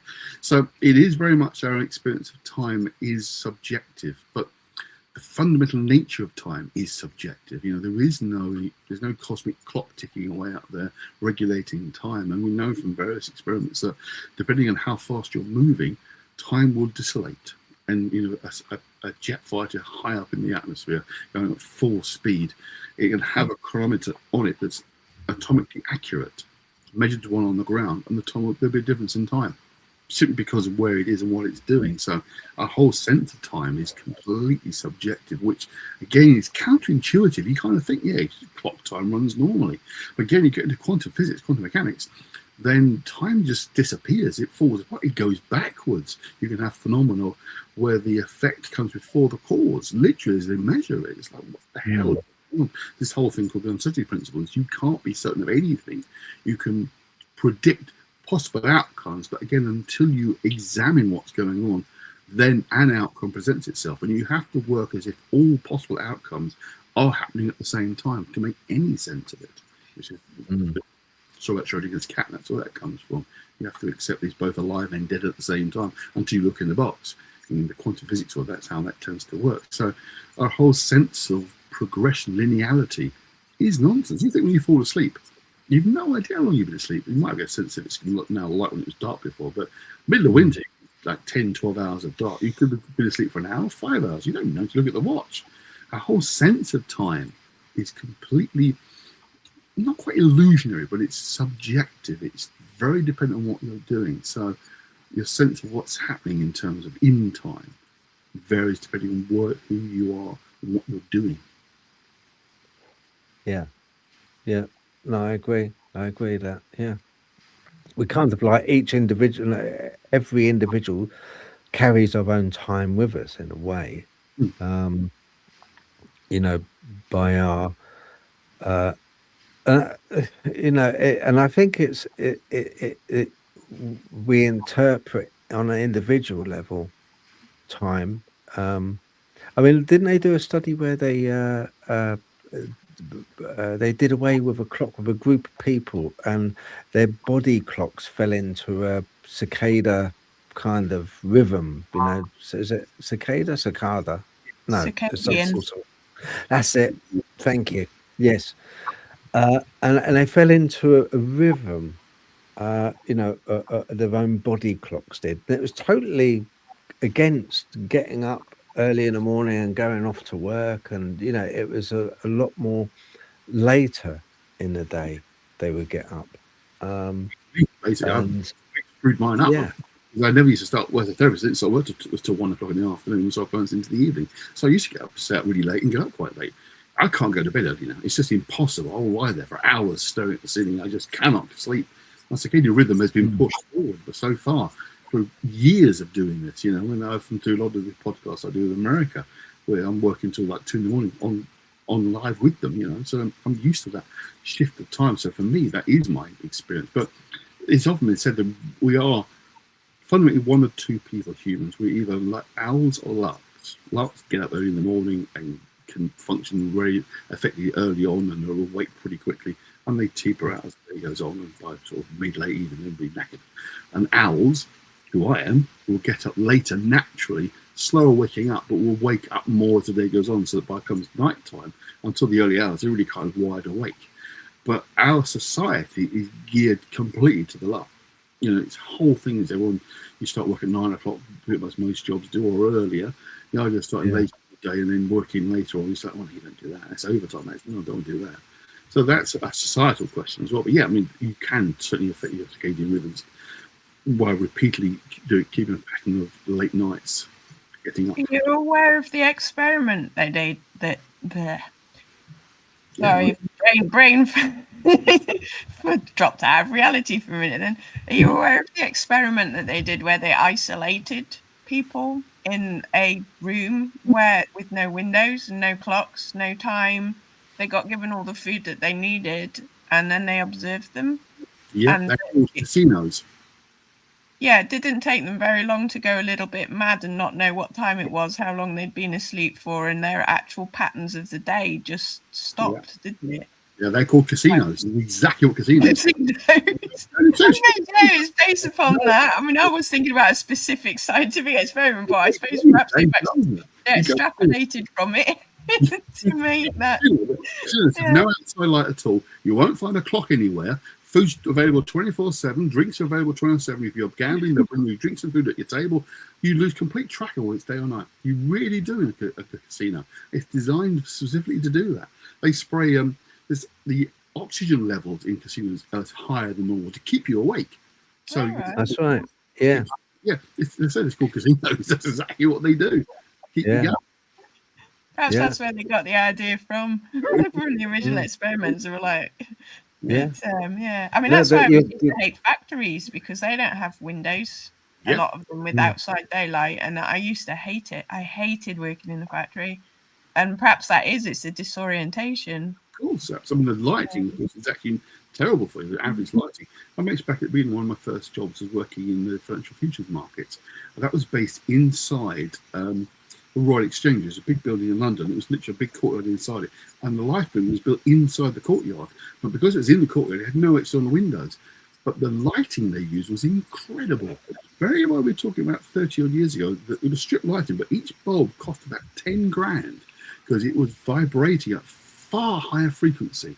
It was like you could stand on the trading floor, look down, you think you're outside because it mimicked the daylight. Because for that very reason, so people would keep awake and keep going on trading and wouldn't feel headachy because they've been stuck in these ultraviolet lights. These are lighting all day. And as I said, these lights are incredibly expensive because they have that effect.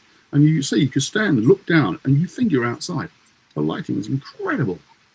And as one of your posting people there says, IKEA is the same. You can sit over here, going around the outside windows, where you are, there's no clocks. There's just this path that seems to be like a maze that leads you around the building. Absolutely. Yeah. Yeah, it's funny, isn't it, how we get manipulated? But no, you're quite right. With casinos, they like kind of, if you've got a hotel room above a casino, then that's what they'll do. They'll kind of like, they'll put extra oxygen in the room. You're quite right. They'll make it so that you will wake up at 2 in the morning and go down and spend money. They'll make it uncomfortable. Yeah, you've got no idea. Uncomfortable. The thing is that they found with that experiment that I was reading, where they isolated them in the box with no sense of time, is that they had to stop the experiment after a while because people went a little bit mad as well, because they did not have that connection to the circadian rhythm or a sense of time. So thus we don't have an internal sense of time, like you say, and it does make you a little bit wappy if you don't actually know. Yeah, because I'm sure I can't remember if they had to stop the experiment early because they were getting concerned. Well, yeah, right. The behavioural changes. I don't think they were permanent changes once they brought them back out into circadian rhythm. But it was just a link back to what we were saying about time being relative as well. It's like if we have no way of tracking time, it's sort of like does something strange to your brain as well.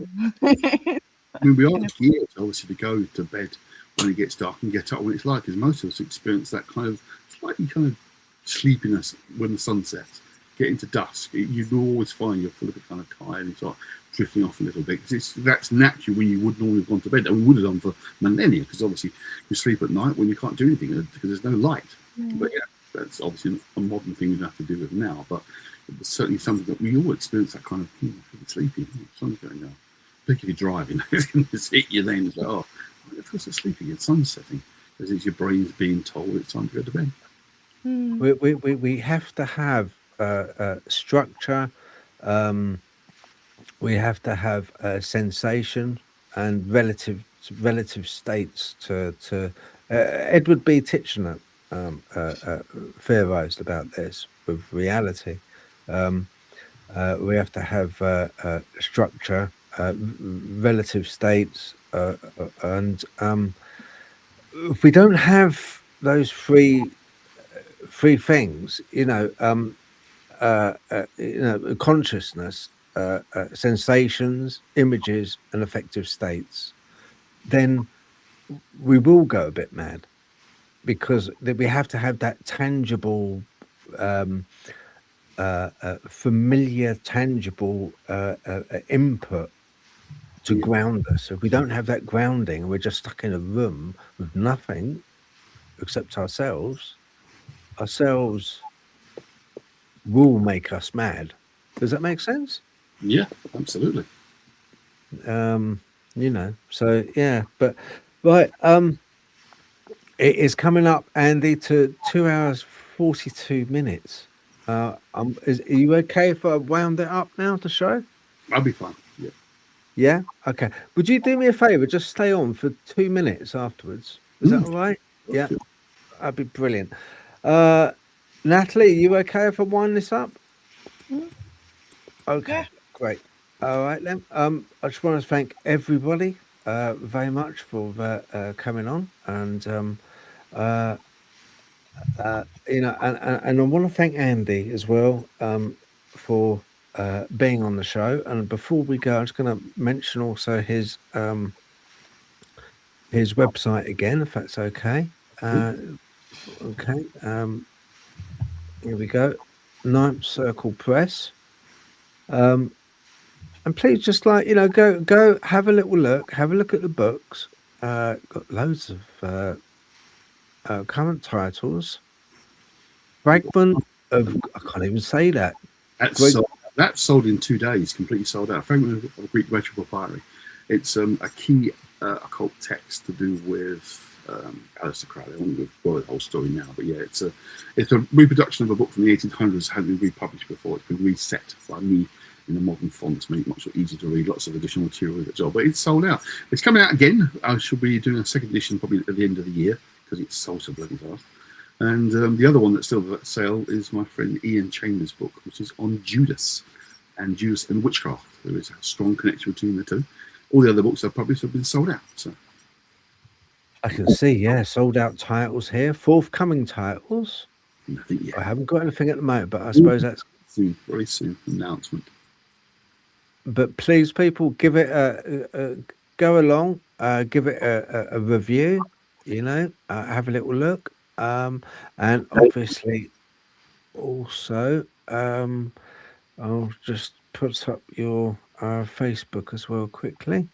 Can I just add that nightcirclepress.com or .co.uk, I own both, and they'll go both to the site, so either one will take you there. Okay. Right, I think this is it. Let's have a look. Here we go. Andy Mercer, his Facebook. So go over, give it a follow. And just have a little look at some of his stuff here. You can see a lot of his links as well on here. No, it's got a friends list. You haven't got me on the friends list. Look, where's my photo?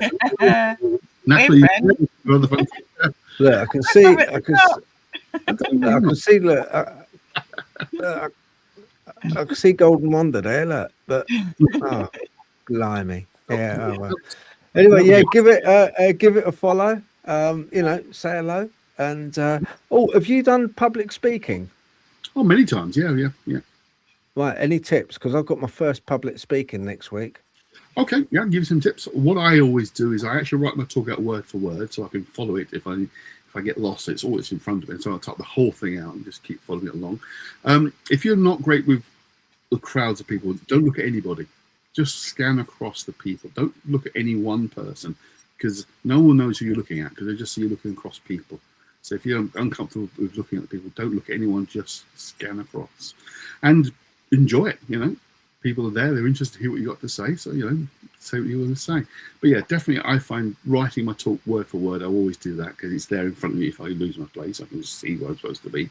If you want to look up at the crowd, just look across the room, don't look at anybody. Sometimes you find looking at one person that can actually throw you a little bit, but just glancing out across the sea of faces without looking at anybody is comfortable. And if, like me, you wear glasses and distance becomes blurred, then it's even more effective. You can't see them. Yeah.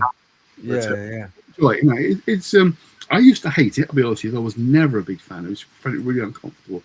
But I've done quite a bit now, and over the years I've kind of got better at it, because people will hear what you've got to say, and they're interested to hear what you're saying. And just like doing the show, there are people out there listening and watching us. You can't see them, so you don't think about them. Just imagine they're not there.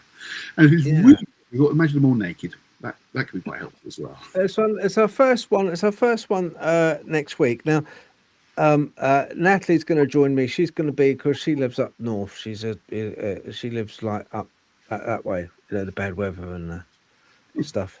A lot of rain in it. So she's going to be kind of like having my back on screen on the stage. Yeah, I'm virtual. It's run by David Hobbs, who's the Essex UFO Paranormal group. And it's going to be at the Balmoral. It's a good place. I used to run my own conferences, the Nameless Art Conference, back in the 20. Oh, you been there? Yeah, I ran 3 conferences there. The Nameless Art, we did it 3 years in a row at Balmoral Centre. I've been to those UFO talks, or before I moved to, I did Somerset 3 years ago, so I was around seeing those. So, right. Oh, okay. Yeah, that's my first one there.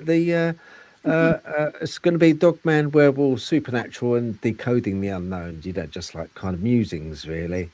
Balmoral Community Centre, Salisbury Avenue, Westcliff-on-Sea, Essex. I am going to be streaming it. Now, I'm going to be streaming it on our Patreon channel. But I've still got to sort of like suss that out, what to do, because it incurs a little bit of cost on our part, on my part, going, the fuel, everything else, going doing that. So I was going to, but I may do it on. It depends what people think. If people are okay with, maybe if they like what they hear, contributing in chats, to help with the fuel cost and everything else that, and the setup cost, then I'll probably just stream it. But if people let me know what they would prefer, either a one-off, like kind of a price to watch, like a streaming price to watch, or if they would like to pay what they believe I'm worth. I'm not going to walk away with a lot, am I? I'll be lucky to get a bus ticket home.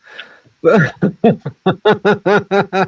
there's 2 ways. I might do it that way, and then let people decide as they're listening. If they want to pay by chat, they can do that to help out. That would be really great. But all right, so I won't drill into anyone's eyes then as I'm talking, Andy. No, I find that was used most of it. I mean, some people. I know a friend of mine actually prefers to. He'll find one person in the audience and they'll talk to that one person. Attractive woman, actually, is a bloke, but yeah, that's how they do it. But I found that kind of not looking at anybody in particular, just almost because no one knows who you're looking at. They might think you look at the person next to them, but you're not actually looking at anybody. You're just sort of scanning the crowds. But a bit of that. People don't like you sit. If you just stand like this the whole time, it's not great. But just look across, Or if you see a face, have a chat with a friend, say, "I'm going to look at you when I'm talking," because it makes you feel comfortable. You do that. Yeah. I mean, the problem, probably, do you know what I'm expecting, Andy? I'm expecting really kind of like probably David Hobbs there, even for a little while before he gets bored and goes, or someone coming in from the bus stop because it's raining.